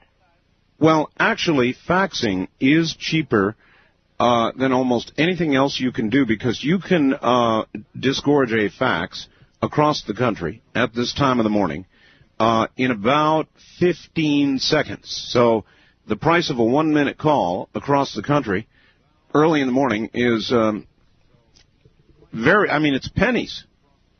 So. Right. Well, one morning I was trying it, I got off work, and I tried it at 6:20, and I was just trying for about 5 minutes, and I was surprised. It was busy, and they couldn't get through. Mm-hmm. All right, sir. Thank you very much. And again, reminding you, holding open for about another 20 minutes, our East of the Rockies line for people who are listening to WAZL in Hazleton, Pennsylvania, and WARA in Attleboro, Massachusetts. 1-800-825-5033. As usual, it is clogged up with people who aren't hearing me, and so they can't get through. I sure would like to let them get through. I try to do this for new affiliates from time to time as sort of a way to celebrate their arrival. Now, the Packwood hearing. The Senate Ethics Committee decided today it's not going to hold public hearings, so we're not going to hear about it. Wonder what prompted that. Barbara Boxer is trying to throw it all open. I don't think she's going to do it. A lot of it would embarrass a lot of people, and so they're going to do it behind closed doors. But they promised to release all the information. You got to wonder if it'll come through a relative of the guy who dealt with the information down at Roswell. O.J. Simpson, Marcia Clark now saying she can prove the bloody gloves worn by the killer belong to none other than O.J. Simpson, that they've got pictures from football games of years past showing O.J. wearing, what else? Those very gloves. I've got a lot on Susan Smith this morning as well, and we'll get to that. Wildcard line, you're on the air. Good morning. Yeah, Art Bell? Yes. Yes, I'm calling to say that your format is getting too plain. In my region, I don't get your after night, your other show, and you don't talk more about adverse things like aliens and stuff like that. You're getting too political, like Rush Limbaugh. Well, it's a different thing every night, sir. And well, I know. I listen every night. Well, then you heard me. Didn't you hear me do an hour with Congressman Schiff on Roswell this morning? No, I didn't. What about After Dark? Gee, I'm sorry you missed that. Was that a good one? Congressman Schiff is the one who got the investigation going, sir. But about Roswell. Don't you know about that? Yes, of course I do. Yes, I do, because I listen to you all the time. Well, then you missed it. But you're getting too streamlined, too political, like Rush Limbaugh. No, I'm not. I will discuss anything on any given night, sir. Do you? Wait a minute. Wait a minute. Wait a minute. What about your Wait a minute. Do you hear Rush doing that? No, I do not. No, but you do not. I hear you talking only about political people, about political situations. Then you're not listening. I listen every night. Well, if you listen every night, sir, then I just pointed out to you, not more than 2 hours ago, I spent a whole hour on Roswell. Where were you? I was not there. Well, whose fault is that? That is mine, yes, I agree. Have a good night, sir. East of the Rockies, you're on the air. Hello. Yeah, hello. Where are you, sir? I am in North Dakota. Holding this line open right now for people in Massachusetts, Rhode Island, and Pennsylvania. Oh, I'm sorry then. That's all right. I'm east of the Rockies. All right. Oh, you are. You are. Yeah. All right, sir. Thank you. Give us a call back in about 17 minutes. I'm giving them 17 minutes to get through. They may not make it because of what you just heard. People I know don't. They just don't hear everything. But I'm trying. West of the Rockies, you're on the air. Hi. Whoops, push the button. Now you're on the air. Hi. Oh, hi, Art. This is Susan out of Palm Springs. Haven't talked to you for a while. Hi, Susan. How you doing? Okay. Well, good. I have to disagree with the previous caller. If he is listening, you do get into many diverse things, but it just happens to be that there are a lot of political things that are of much relevancy right now. Yeah, we talk about current events. You know. Oh yeah, and I wanted to mention, the quake that hit South America, Chile yesterday. All right, let me read you a couple things. Don't worry about time. I want to read you a couple of things. I want to get your reaction to them, ma'am. And I'll begin with this one. Dear Art, my heart sank today when I rented a car out to a family traveling to Palm Springs. I've been following the predictive cycle laid out by Gordon Michael Scallion, and he was right on the money with this latest 7.8 in Peru. Do you have any knowledge of the timetable for the next one? We're all aware that Charlie Liberal stands on shaky ground. Art, I hope Gordon Michael Scallion is wrong. And this, Art, concerning Gordon Michael Scallion's quake scenario. According to his last newsletter, He said he believed the sequence has begun. He went on to say, if there is a 7+ earthquake in the South Pacific, then it has begun. A few days later, New Zealand was hit by 7.1.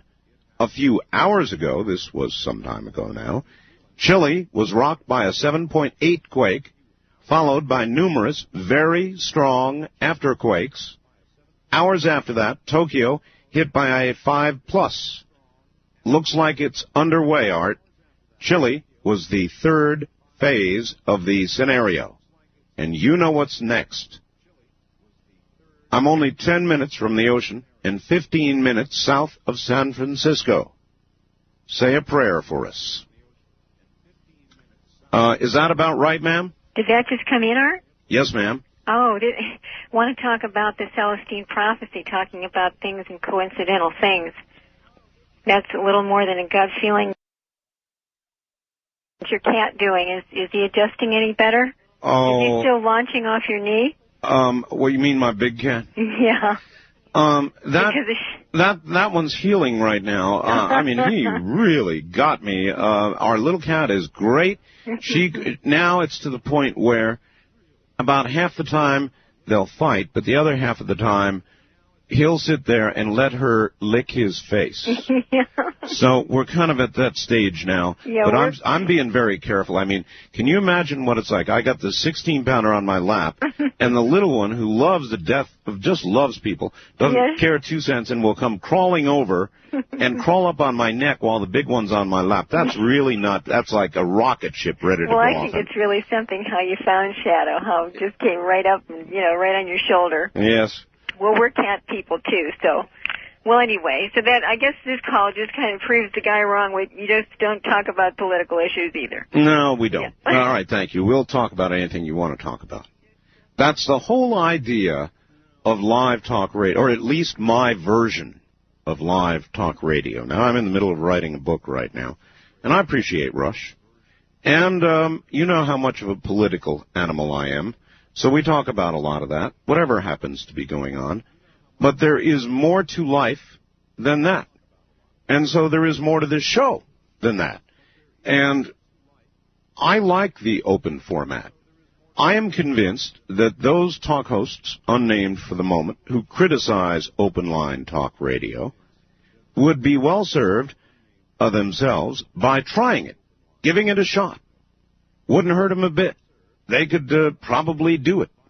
Those with enough talent could handle varied subjects, and I think should. And I think it is the direction that we will force eventually talk radio to go into. It's much more entertaining. I don't like being stuck on any single subject.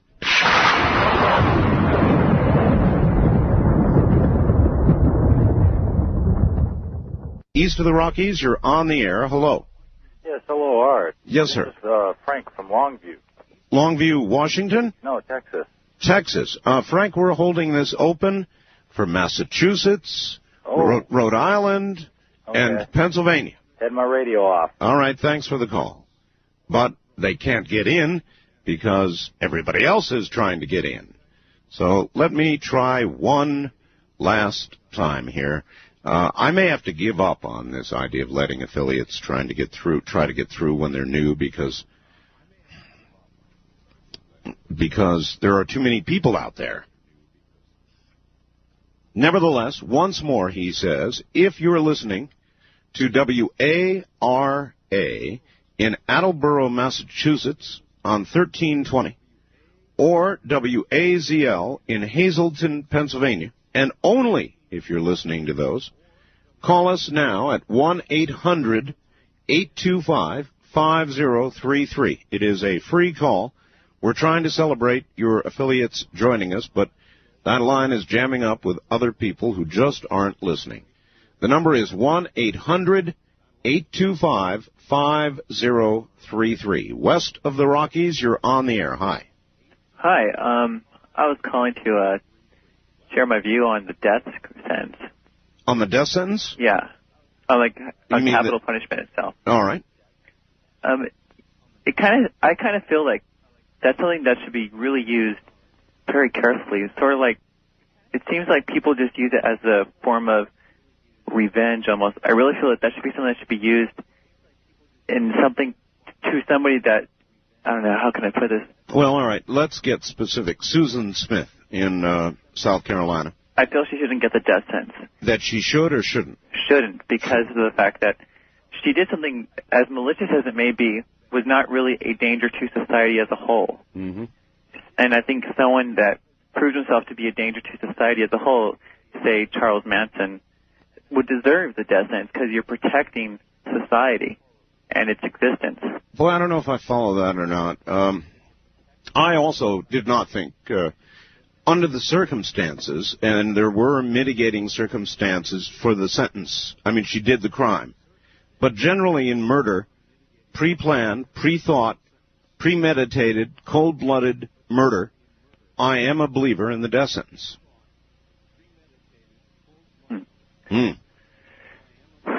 However, not in that case, and that takes a lot of explanation. I appreciate your call, sir. East of the Rockies, you are on the air. Hello there. Hello.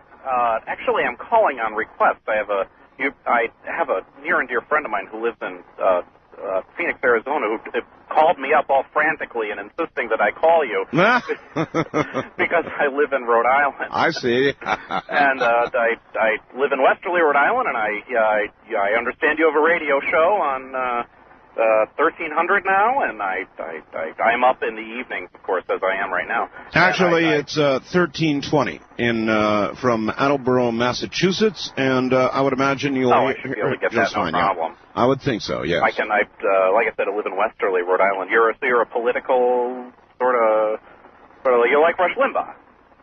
I enjoy Rush. I don't do my program as Rush does. Oh. In other words, I don't limit discussion to politics by a long shot, and there are some nights when we never talk about it. Oh, how long is your program? 5 hours. 5 hours? 5 hours.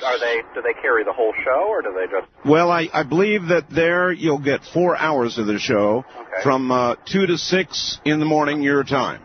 Oh, well, I'll certainly try to listen. Goodness gracious, I don't know what to say. Well, but you're nationwide, I take it, of course, and... Oh, yes. Oh, well. About 194, actually 5 or 6 affiliates now, something like that. Well, congratulations to you, sir. Thank you. I'll clear the line because I don't have much to say. My friend called me. Hello, Ian. And, all right. And I'll see you later, I guess. All right. Hello, Ian, and I'll see you later. We're going to take just a little bit of a sample of what's out there right now. West of the Rockies, good morning. You're on the air. Dr. Democrat. Well, Doc, you're going to have to give us a few words of great wisdom on this side of the hour and then wait. Okay, we'll start off with Janet Reno's hearings today. That ought to be quite something. She's going to make the Republicans look like monkeys. Oh, you think she's going to mop the floor with Republicans? Rip us up, huh? Especially Mr. Zelig. So? For having...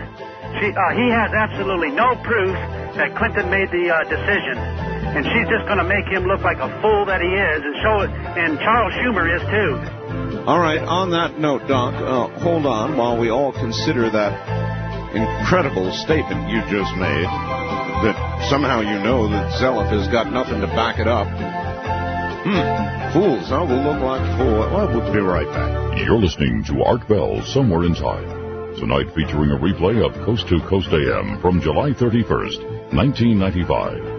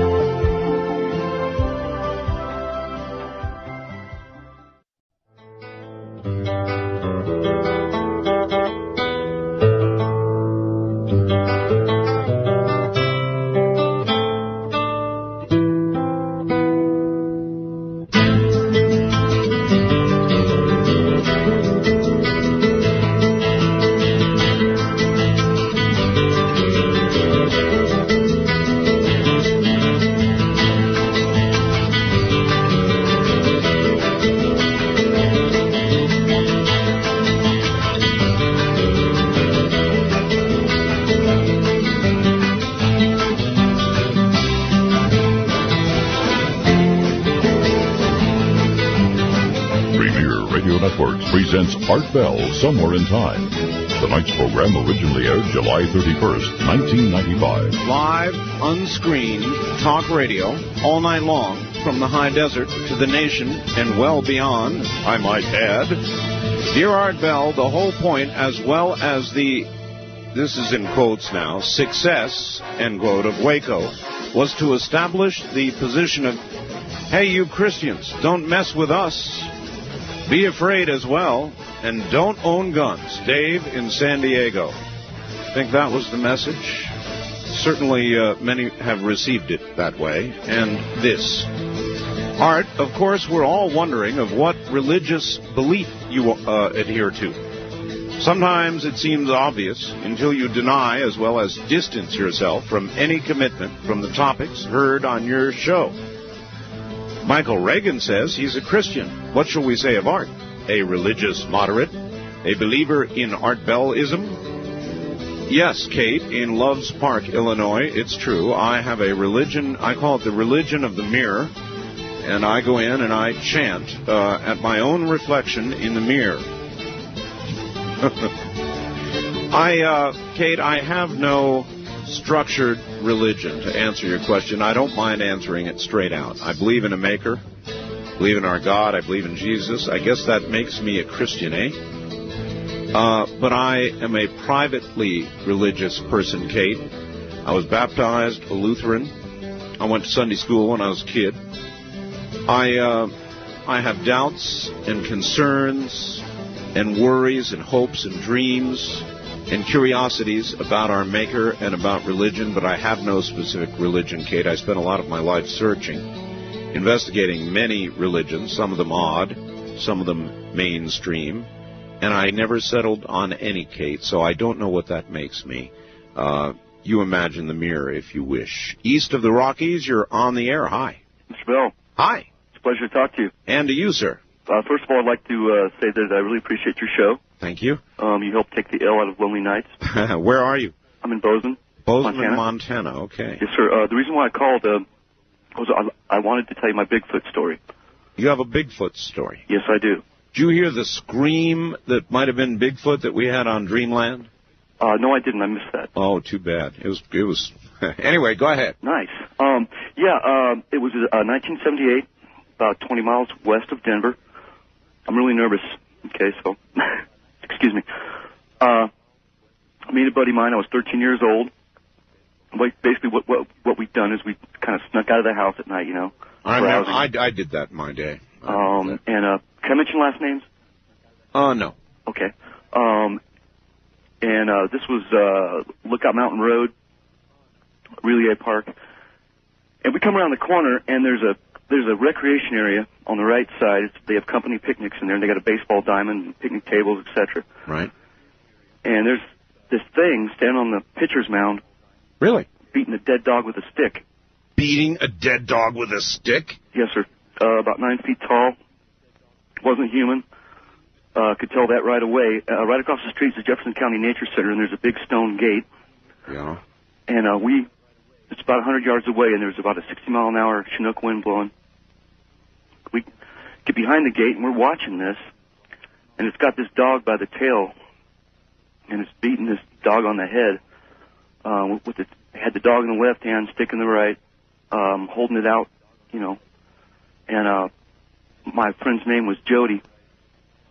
And I turned to him, and I whispered, I forget what I whispered. I think I said, you know, can you believe this, or, you know, whatever. This thing turned its head towards us. And we're talking 100 yards. Yeah. Heavy wind. We were downwind from it. Right. It took off running, covered 200 yards in, I'd say, 4 seconds. And galvanized ranch gate. Maybe we ought to call him Fast Foot. Yeah, but, you know, the UFO thing, you know, I think there's a relationship between the two. And a related story in 1984, which about 6 years later, friends of mine on the mountain, David and Wendy, they found a human hand in their dog pen. Bad. And they called the cops. The cops came up. The cops traced it, and they found this tourist from New York City buried in this snowdrift without a hand, and they basically they never ascertained if it was buried by a human or an animal. I don't know if it's related, but it happened in the same general area. Well, I liked your Bigfoot story most. That was pretty good. You swear on all that's holy. I swear on it, and I have told this story, and I've been ridiculed for it. I've told it in greater detail. You know, I feel that it's a little more urgent because I'm on talk radio, and but well, look, Jody, if you're out there, you know who you are, and everybody out there knows who they are if they ridicule me for it. But I swear to God. Well, I shall not, sir. Thank you very much for the call. It's easy to ridicule. It's easy to criticize. Anybody, as Congressman Schiff said, and there are a lot of small, narrow minds out there who can do nothing but criticize. And because a certain subject is not of interest to them, they act quickly to jump and make fools of those who would come and tell a story as this young man just did. I appreciate it. I would not try to make a fool of you, sir, and I don't do that on this program. These are open lines, and I'll listen to everybody fairly. At least I'll try to. Wildcard line, you're on the air. Geez, I don't know how to follow that one up. That was a hell of a story, wasn't it? Yes, Kogo Landart. About 3 weeks ago, old Charlie Shermer was on the TV, and he was talking about the CS gas they used in the Waco compound. Yeah.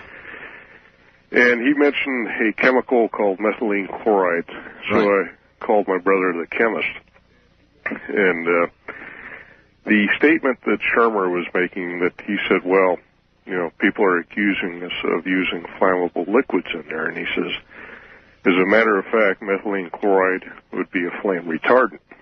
Well, only if it's pooled on the ground. If it's in aerosol form, in other words, a mist in the air, it's highly flammable. Yeah, and here's the fine point of the thing. When I talked to my brother, the chemist, he said, well, look, he says anything that displaces air could be termed a flame retardant. You could have pure nitrogen in there, and of course you would asphyxiate on that. And he says in certain conditions, and he says it depends on what they're using it for, as a solvent or possibly as a carrier of the gas. But the thing, but this is how they try to twist things around, as far as when they try to... well, I think today is going to be the day when we either get down to the truth of what happened at Waco or we find out we're never going to. Yeah. One other quick thing, too, on that Vince Foster, of him committing suicide or not.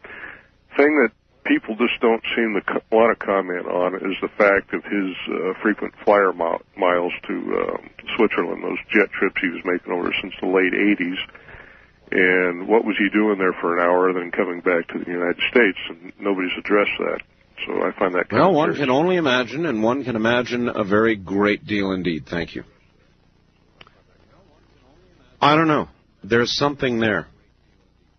There's definitely something there. And again, I object to the entire process. You know what? The fact that there's obviously more in the Vince Foster case. That the allegations are it may involve a very serious charge against the president.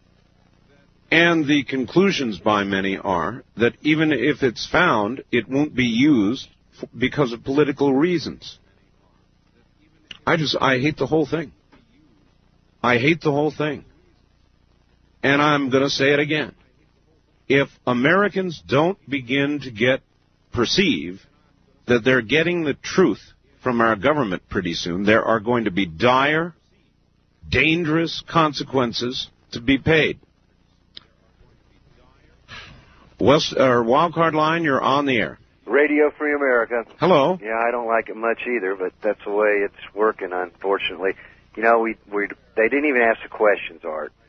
You got to ask the question, why wasn't Sarah Baines called to testify, the jury forewoman in the trial in San Antonio? Well, don't give up the ship yet. This is going to be an important day. Why wasn't James Bovard, who we might want to have on your program someday, the journalist from the Wall Street Journal, called to testify? Why wasn't anyone from the state investigators investigating the child abuse and molestation charges called? Did you hear Congressman Schiff earlier? Yes, I did. And also, they still haven't asked any of these agents about the missing infrared video, the missing audio recordings, and the missing ATF video. Also, why a Parkland hospital was notified, at 6 o'clock in the morning how many burn units they had in their hospital, yet there weren't any fire trucks there. Okay. Well, we've all heard this so many times, sir. We kind of know what hasn't been testified to so far. But don't you think, Art, that if they're not going to even ask the questions, then they're really not trying to get to the truth? Well, I'd be more inclined to be in agreement with you when it's over and it hasn't happened. I mean, it's not over yet at all, sir. I mean, come on. Well, one of the biggest days is going to be today. Why don't you talk about that? Janet Reno's going to sit there, and they're going to ask her the very hard questions. I think that, it all ties into something bigger, in my opinion, but we'll see. Like what? Well, it turns out that the converter kits that Koresh was buying comes from Webb Hubbell's father-in-law, Seth Ward's company, Parkometer. So? If you followed the Whitewater story and the Mina connection, I see. So now all right, thank you. So then somehow we're going to connect Waco to Whitewater. I don't know about that. I'm willing to follow a logical train, but I don't see the train going down that particular track. I think the collision that occurred on the track we're already talking about is sufficient to be examined. Whether or not it'll be in fair detail and the American people will perceive when it is over. They have the truth. I guess I admit I'm in doubt. God, this is all so dangerous.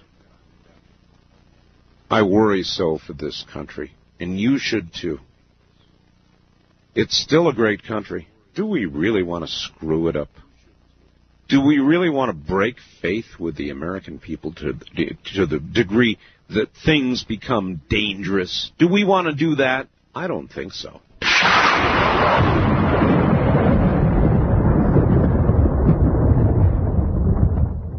Wildcard line, you're on the air.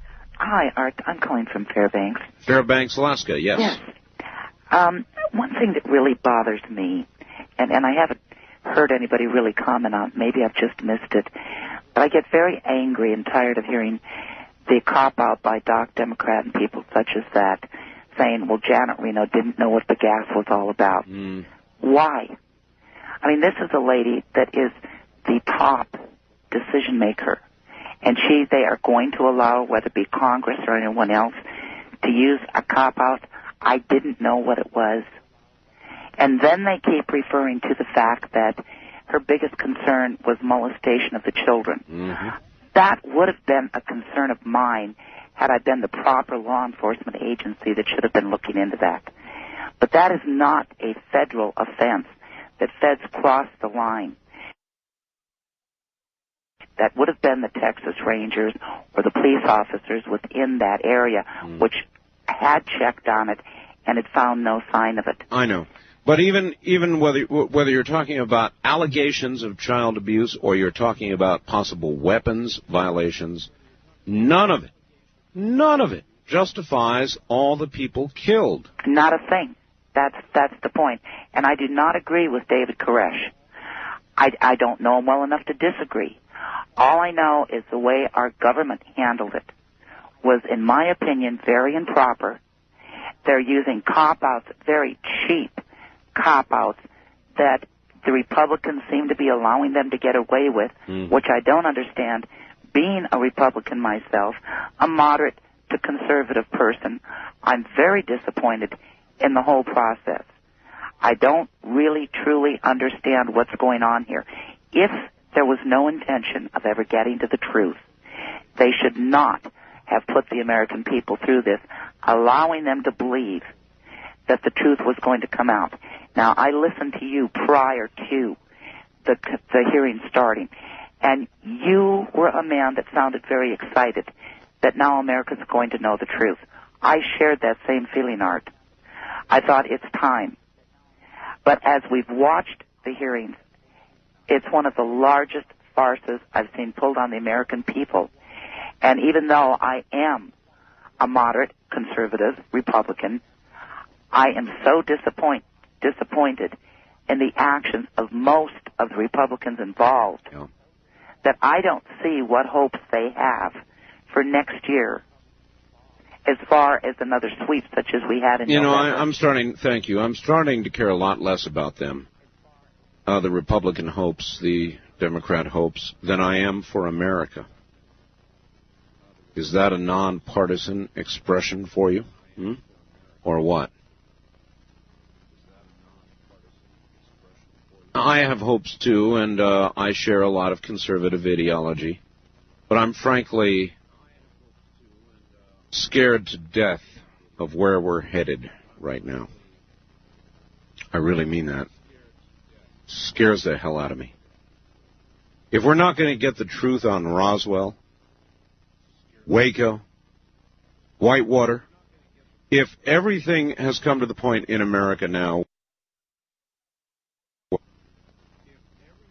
cover up, erase tapes, missing records. In other words, we have freedom, supposedly freedom of information. As Congressman Schiff said, the American people have a right. But I think it is fair to ask whether we're going to know anymore. And I keep coming back to this same point. The gulf between government and the people is getting nothing but wider. And if these hearings end with no clear answers, without the truth having been laid out, then the degree of danger goes up about 3 notches. Don't you all see it? Don't you see what it's going to lead to? West of the Rockies, you're on the air. Oh, I didn't think I'd make it. It's Todd in Berkeley. Hi, Todd. I want to apologize for giving you guys the bum steer about Dwayne Garrett the other night. I had heard that on the report, papers indicating a suicidal frame of mind, and my journalism was as sloppy as the Washington Press Corps, and it came out as such. That's all right, Todd. Yeah, it's strange, though. I got to thinking, 27 little pieces of unsigned paper also indicating a depressed state of mind are given to us as Vince Foster's suicide note, unquestioned. Yes. Anyway, I hate to do it again, but something I heard at the top of the news, it's a memo from Mac McClarty. Yes. Did you hear about that? No. Oh, okay. Words to the effect that the White House was to be kept informed throughout the course of the Waco events. It was dated March 1. Well, that's what the congressman that I just had on said. Yeah, well, evidently there's a paper trail, though, if they will pursue it. Well, if they do, and if the president lied to us about this, then you've got cover-up, and then you've got a problem. Yeah, this is something I've been wanting to say. That's really damning. I mean, thanks, Republicans. You're doing us a great big favor. Thanks for nothing. If this guy needs to be gotten out, then damn it, get him out.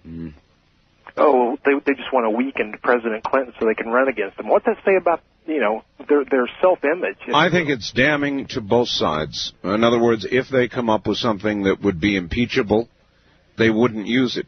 That's damning. That is. If there's something that's impeachable, then he ought not be in there. That's damning. Either way, the whole system is totally... They're listening to too many polls because they think it's a dead heat. If my own, man on the street opinion's worth anything, the man Clinton hasn't got a chance. Well, I wish I believed that. And Doc Democrat, yes, he's what I call a true believer. I mean, nothing I think would ever come about. I would use a different phrase. I would say Doc Democrat is a political operative. Oh, really? A spinmeister. Oh, okay. He really ought to be in the administration. Well, Clinton could barf in the Japanese prime minister's lap, and he'd have something good to say about it. Thank you for the call, sir. That's right.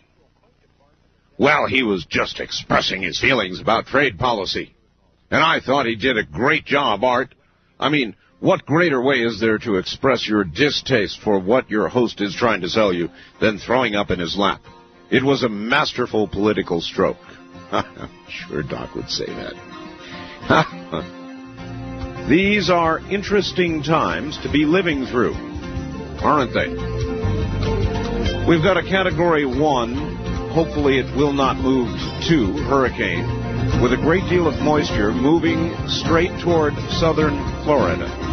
Tens of thousands are evacuating. It's going to be a rough season. You're listening to Art Bell, Somewhere in Time, on Premier Radio Networks.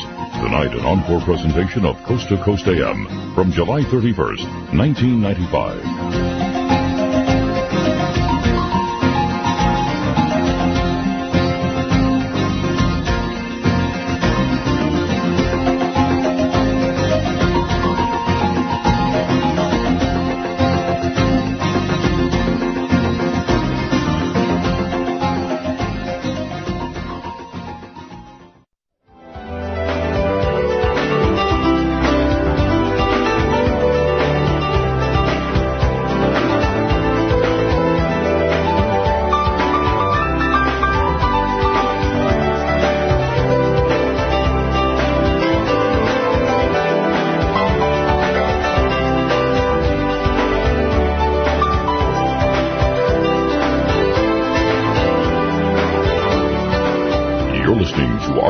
Somewhere in Time. Tonight featuring a replay of Coast to Coast AM from July 31st, 1995. Good morning. Somebody was kind enough to fax me a copy of the London Observer. The Roswell autopsy film is making big news now all over the world. It's entitled Scientists Puzzled by Space Alien Autopsy. London. It is either the science story of the century or the greatest hoax since Piltdown Man. Either way, television footage of the dissection of 2 aliens to be screened worldwide late next month is expected to stir considerable controversy. The film was allegedly made in the wake of the Roswell incident, an event famed among ufologists who believe extraterrestrials were indeed found after a flying saucer crashed at Roswell, New Mexico in 1947, and that's just a bit of it. It's beginning to make big headlines. Art, read this on the air. I have just downloaded the Roswell autopsy photos. For those who are serious about UFO research, this is a must-have. They had better get your newsletter if they're not active computer users so they can see these photos immediately. I agree. Art Bell, what do the four dead BATF agents have in common? The last caller was also right. They tried to kill a lot of birds with a stone at Waco. How can they tell the truth? If they did, there'd be a revolution tomorrow. How about Oklahoma City? I agree, we're in deep expletive deleted. Dave in Redwood City. Thanks, Dave. East of the Rockies, you're on the air. Hello, Mr. Bell. I can barely hear you, sir. Yes. Where? It's called New Orleans? Yes, sir. Yes, you were surprised that Janet Reno refusing to accept any blame for this, acting like she didn't do anything wrong, and she would, that didn't surprise me one little bit. I'm not saying this because of Janet Reno, but because anybody who has had any experience in fighting the federal government, I mean high-level bureaucrats, is going to tell you that bureaucrats have gotten to the point they think they're little gods, and they never admit doing anything wrong. I mean, that's just their mindset. You know, what they do is right because they do it, because they can't do wrong. They're incapable of doing anything wrong. I'm sorry, that's just the way things have gotten. Well, it's to a point now I care much less about them than I do the relationship between the American people and what they perceive as their government. It's getting dangerous. Well, I think it'd be a lot more dangerous if people sat around thinking that they had a government they could trust when they don't. I mean, it's a lot better if they know the truth, if they have a realistic appraisal of what the government is, and if they sit around in other there, words, it's cool if we know they're liars because we'll just accept them for that. No, that's not true, sir. No, It's not true. I understand your argument, but it's specious. You'd rather people think that these people are truthful than really liars? No. That is not better. That is not better. But the knowledge that they are liars will not be accepted quietly, and it's going to lead to something awful. Don't you understand? Well, the point, the alternative then is to just quietly let yourself be turned into a totalitarian state. Do you think that's preferable? No.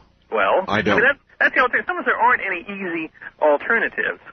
You know, I mean, the point is, are people going to sit around with themselves, be turned into robots, little puppets, or are they going to do something about it? Now, the alternative may be unpleasant, but, you know, what choice do you have? I appreciate the call, sir. I don't know.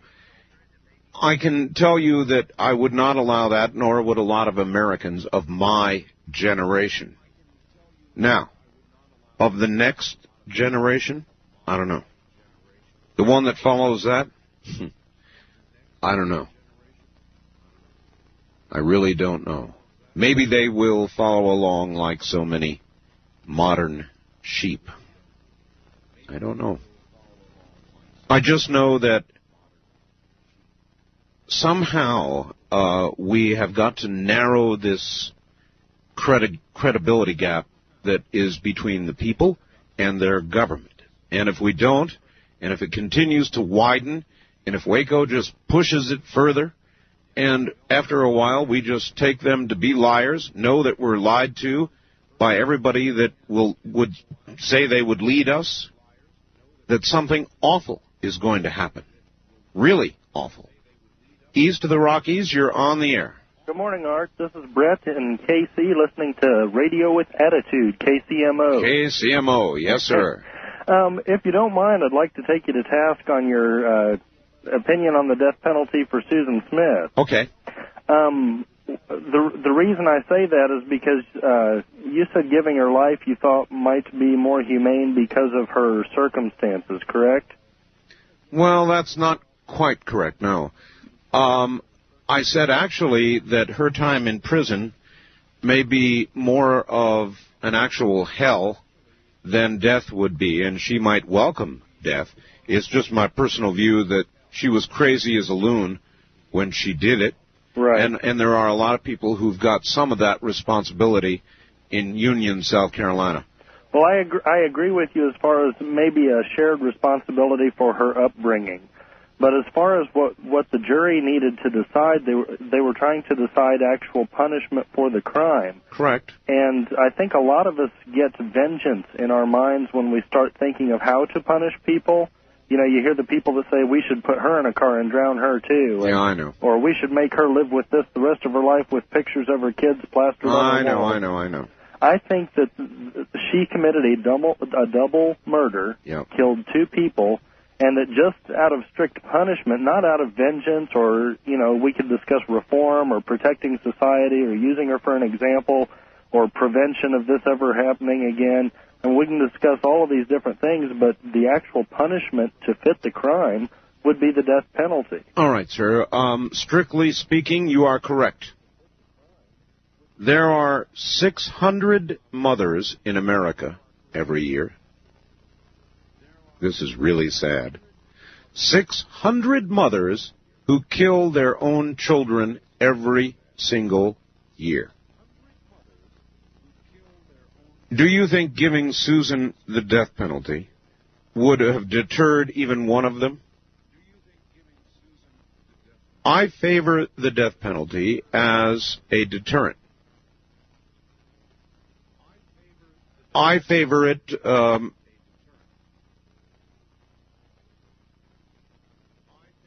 as the Bible suggests an eye should be given for an eye. But only under the worst circumstances. And to me, I'm going to say it again, there was a difference between some guy who runs into a 7-Eleven, points a gun at a cashier, says, "Give me all your money." The guy opens up, gives him all the money. The guy starts to leave and then thinks no and puts a bullet through the guy's head. A lot of that going on these days. That's a mindless, premeditated murder in the commission of a felony. That deserves the death penalty. However awful the circumstances early in her life, they don't mitigate the crime for 1 second. But when I finally got down to assessing whether or not the death penalty was appropriate for this 23-year-old girl, mother, ex-mother, I did look at her life. And I think that at the time she committed the crime, she was nuts. And I think a lot of people contributed to that condition. And do I think we should execute people who are really mentally deranged? No. I guess I don't. And I think there was sufficient testimony to mitigate the sentence portion of the trial, not the crime itself, but the sentence portion of the trial. She's going to lead a horrible life. Try and imagine 30, 40, 50 years, her entire life, no doubt, in prison, thinking about what she has done. That is hell on earth. West of the Rockies, you're on the air. Hello? Hello? Yes. I'm trying to hold Art Bell. You've got him. All right. Hello? Art Bell? Yes. Oh, hi. Greg from Sacramento, KST 650. Yes, sir. First of all, Susan Smith, she got 30 years, obviously, and she's under, a 30-day suicide watch right now. And so evidently, according to the Sacramento Bee today, she'll be able to, 30 days, she'll be able to get a cafeteria job or something. And I just can't imagine what the African-American women are going to do to her, number one, in any prison, male or female. Well, crime against children won't last long. Sir, she will be held in isolation. She's not going to be out in the cafeteria. They will understand that somebody would go after her. Well, there was something about she made an apology through this Felicia Guard, the inmates or something, African-American inmates. But, in any men's prison, I'm sure, it's obvious. You do a crime against children. Not just African-Americans, sir. Right, but Chicanos will cut your throat for that. Whites will cut your throat for that. Well, we all know what goes on in prison to people who have committed crimes against children. They don't last very long. I wasn't. I was just in her case, where she mentioned that the abductor originally had been an African-American. Mm-hmm. All right, thank you. You seem to want to get that in a little too many times for my taste. Thank you very much. There's a lot of people in prison who slit your throat. You commit a crime against children. You molest a child, you go to prison. Your chances of getting out are not real good. They will hold Susan Smith without question in isolation. And as I said, it'll be hell on earth for however many years, unless she does commit suicide, and she may. She's got hell. What could be more hellish than to be behind bars for your adult life, thinking about what you did? Truly hellish. Wildcard line, you're on the air. Yeah, thanks for taking my call, Art. Mm-hmm. As far as Roswell goes, two quick topics.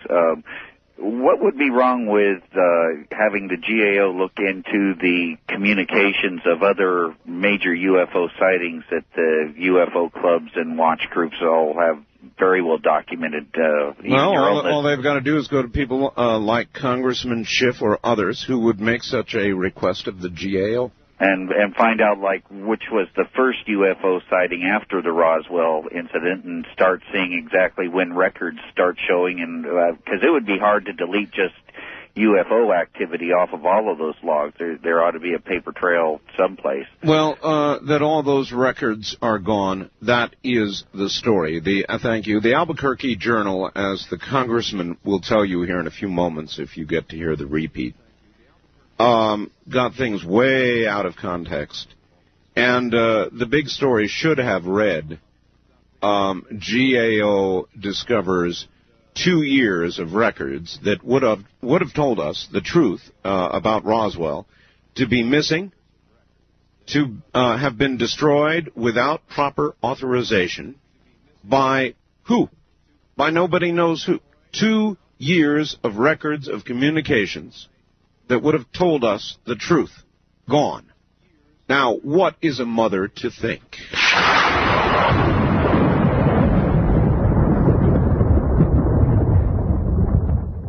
West of the Rockies, you're on the air. Hi there, this is Pete in Portland. Ding dongs, Mr. Bell. Hi, Pete. Well, this is Portland, Oregon, the state where even Republican politicians act like Democrats. Oh, I got a friend who wants to talk to you. Oh, Art, this is Mickey. We're going to buy Chancellor Broadcasting, and then what are you going to do? Well, you know, that'd be something, wouldn't it, to be bought by Disney? Oh, man.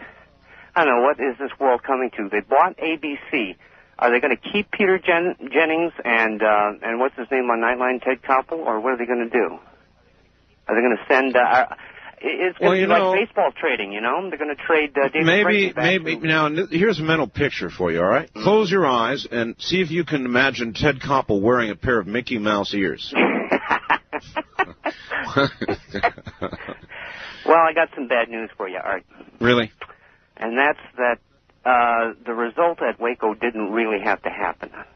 We had 52 days where we could have gotten together 20,000 people who believe in the right to free speech, the right to practice religion, the right to keep and bear arms, pack them onto buses, get them down there, run them through the lines all at the same time, and have them stand there waiting for the tanks, just like Tiananmen Square. Sir, it was our Tiananmen Square, and we blew it. What a shock. All right, thank you. To tell me that, I never thought of that, sir. You mean that Waco actually didn't have to happen? God, what a revolutionary thought.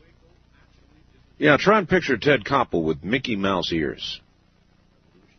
In fact, a good cartoonist. I'll leave it at that. Hey, Benson, there's one for you. Draws Ted Koppel with Mickey Mouse ears. See, I just gave you a great idea, just in case you've got cartooners' cramp. First-time caller line, you're on the air. Good morning, Art. Hi. I would like to know what happened to the tape Waco, the Big Lie, and where's Linda Thompson now? The government confiscated all the copies of that, and nobody seems to know where Linda Thompson is. The government confiscated? I have They came to get mine. They don't have yours yet? No. Really? No. Well, the two guys, they're in suits, you know, dark suits, and they are the Waco Tape Collection Committee. Seriously, Linda Thompson sort of took herself out of the public spotlight by becoming as radical as she did. Yeah. And those tapes still exist, and I've got mine. So that's... And they sure look real to me, and why couldn't they enter this as evidence? Because in some cases, for example, the famous scene where the tank is seen coming out on the Thompson tape with a flame, right? If there's more to that video, and if you keep watching, there is a piece of drywall burning and hanging on the tank, but Linda Thompson never shows that in her tape. Oh. Okay. All right. Thank you. Thank you very much for the call. East of the Rockies, you're on the air. Yeah, hi, Art. Hello, where are you? This is Mike. I'm calling from St. Louis. Yes, Mike. Uh-huh. Yeah, I've listened to you for a couple of years. First time I've ever called. I just can't believe nobody's ever heard of CS gas. It's not tear gas. It's like comparing CS and tear gas is like comparing a BB gun to a 45. Mm-hmm. I was in the Army about early 1970, and they did it to us in Fort Knox, Kentucky in training. And you can't see, you can't breathe. We had people bouncing off jeeps, bouncing off trees. That could answer how something could have got knocked over, because all you want to do is get into the open air. Sure. There's to call it tear gas is a farce. Well, as Doc said, that's why they punched those convenient little holes in the side of the building.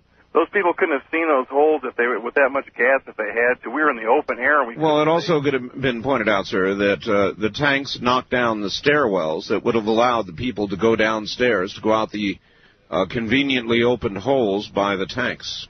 Well, all I'd like to say to Doc Dumbbell and Charlie Chump, I'd like to see them experience the CS and see what they think and what they have to say about it after that. They'd have a different tune. A good 10 minutes of solid inhaling. Yes, you couldn't last a good 10 seconds of solid inhaling. I know. Thank you very much for the call. Have a good morning. Way short on time, everybody. If you're lucky and you get a repeat of the next hour or two, you will hear New Mexico Congressman Steven Schiff first spend 1 hour on the subject of Roswell. He's the expert. Then, in the second hour, you will hear a frank, open discussion of Waco. He's on the Waco committee that within hours, about 3 hours here, will get underway with testimony by Janet Reno. It should be quite a day, and the next 2 hours are worth hearing. Either way, I thank you. From the high desert, don't forget, deadline for the newspaper from the high desert. Good night, all.